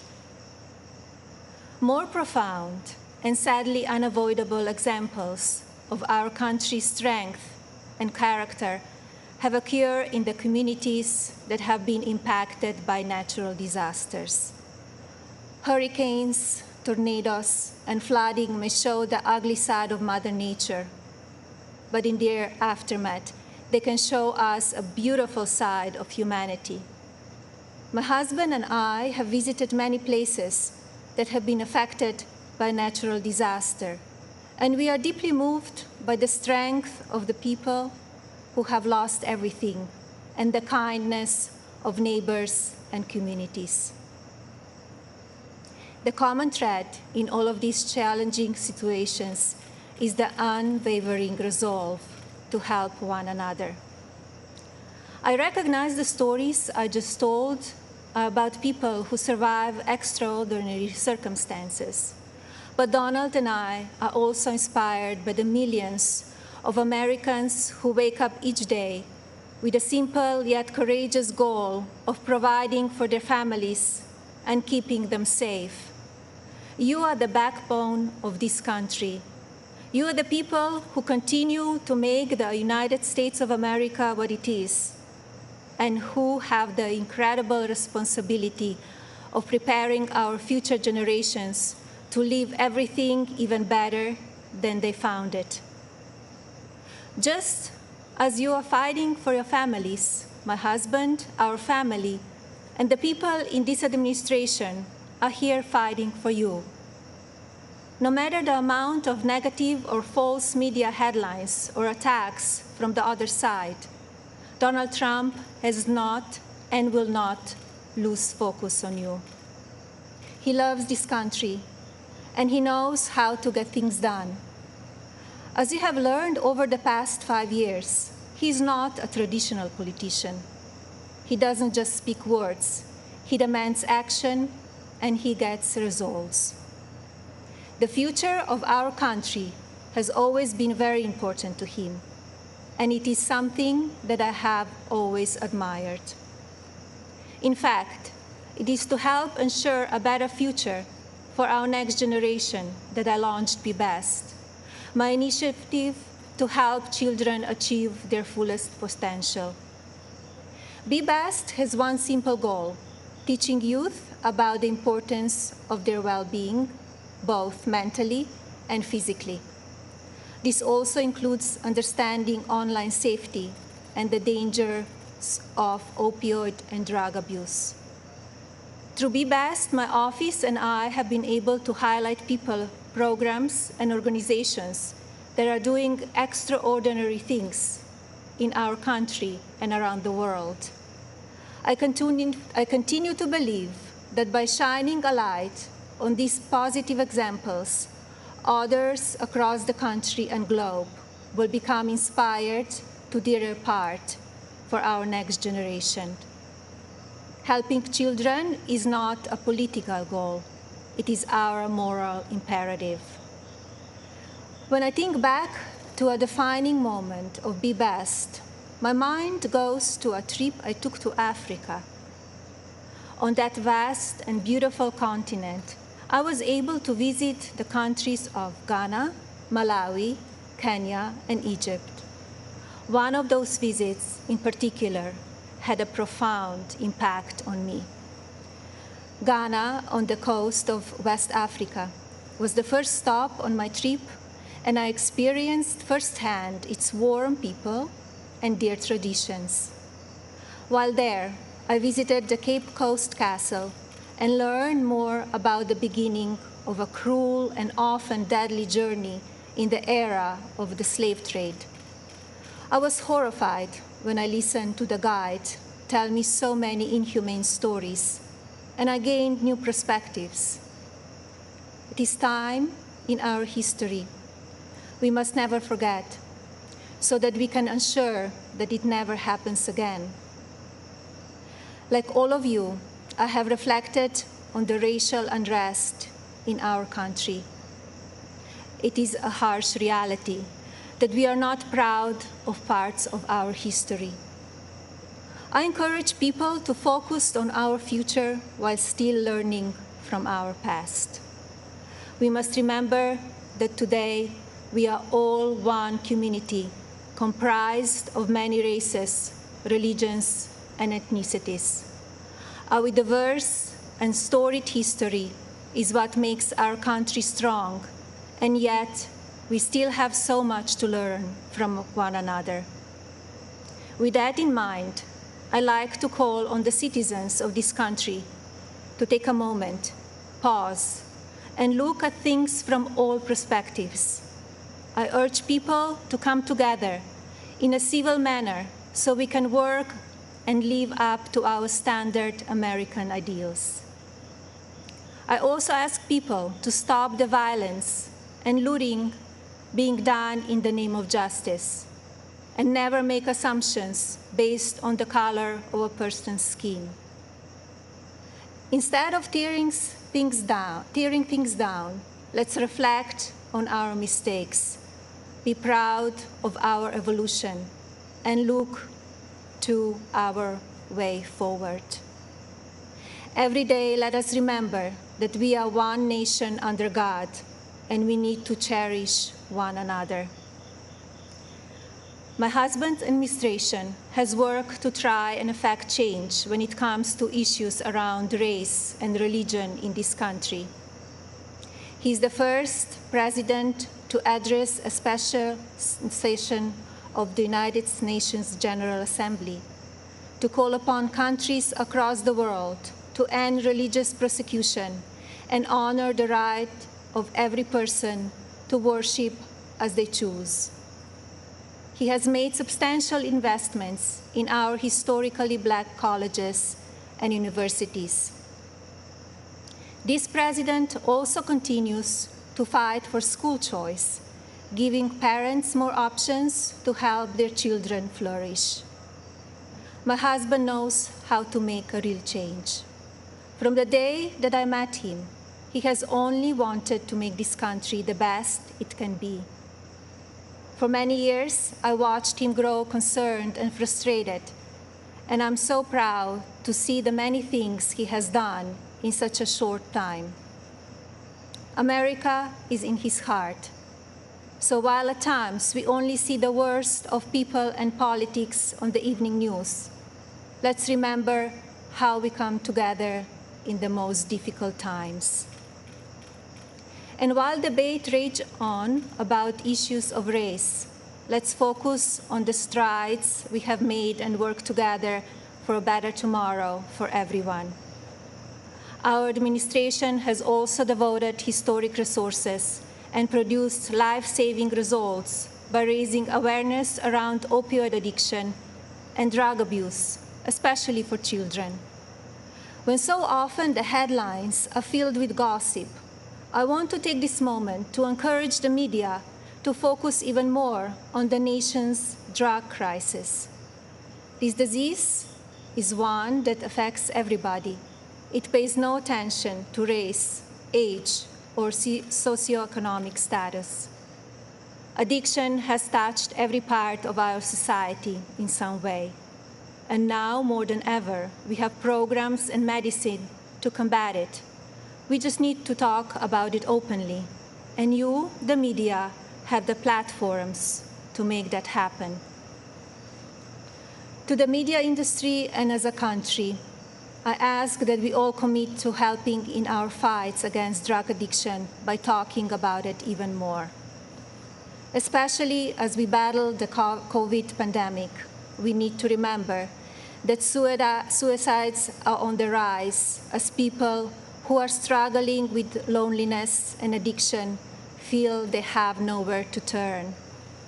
Parents, please talk to your children. Teachers and caregivers, pay attention to signs of addiction. Lawmakers, pass legislation that allows those who ask for help to do so safely and without fear, and to provide resources for organizations that help people impacted by addiction. When the stigma is removed, people will no longer be ashamed to ask for help, and lives will be saved. And if you are struggling with addiction, there is no shame in your illness. Please seek help. You are worth it. In my next 4 years as First Lady, I will continue to build upon Be Best and work with individual states to pass legislation to take care of our most vulnerable. I plan to continue the work I have started with children in foster care, as well as the minority communities and tribal nations. I want to ensure children are being protected and communities have the resources needed to combat drug addiction and child neglect or abuse. Like my husband and the administration, I will continue to encourage education that supports a child's individual needs. It is vital that children are given the building blocks to succeed. I also look forward to continue my work to restore the People's House, which is a lasting symbol of pride for our nation. I believe this iconic home needs to be cared for and preserved so it can be enjoyed by the people of this country and visitors from around the world for years to come. I'm passionate about this beautiful house, the grounds, and all they represent. And now, I have a special message for the mothers of this country. This modern world is moving so fast, and our children face challenges that seem to change every few months. Just like me, I know many of you watch how mean and manipulative social media can be. And just like me, I'm sure many of you are looking for answers how to talk to your children about the downside of technology and their relationships with their peers. Like every parent in this country, I feel there are so many lessons to teach our son and responsibilities as his mother, but there are just not enough hours in the day to do it all. I remind myself that I'm more fortunate than most and still have days that I look for wisdom and strength to do the very best I can for him. To mothers and parents everywhere, you are warriors. In my husband, you have a president who will not stop fighting for you and your families. I see how hard he works each day and night, and despite the unprecedented attacks from the media and opposition, he will not give up. In fact, if you tell him he cannot be done, he just works harder.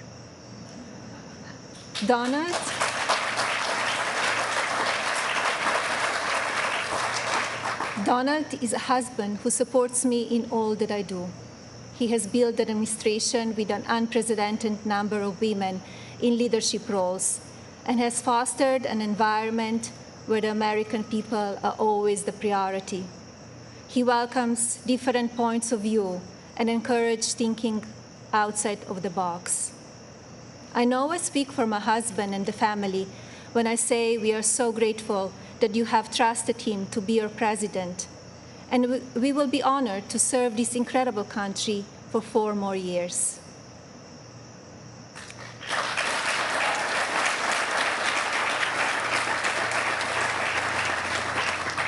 As you have heard this evening, I don't want to use this precious time attacking the other side, because as we saw last week, that kind of talk only serves to divide the country further. I'm here because we need my husband to be our president and commander-in-chief for 4 more years. He is what is best for our country. We all know Donald Trump makes no secrets about how he feels about things. Total honesty is what we as citizens deserve from our president. Whether you like it or not, you always know what he's thinking. And that is because he's an authentic person who loves this country and its people and wants to continue to make it better. Donald wants to keep your family safe. He wants to help your family succeed. He wants nothing more than for this country to prosper, and he doesn't waste time playing politics. Almost 4 years ago, we went into Election Day completely underestimated. Despite what is being said again this year, I know, just as you do, that Americans will go to the polls and vote on the behalf of their families, our economy, our national security, and our children's future. To vote for those ideals is not a partisan vote. It is a common sense vote, because those are goals and hopes that we all believe in. I believe that we need my husband's leadership now more than ever in order to bring us back once again to the greatest economy and the strongest country ever known. God bless you all, your families, and God bless the United States of America.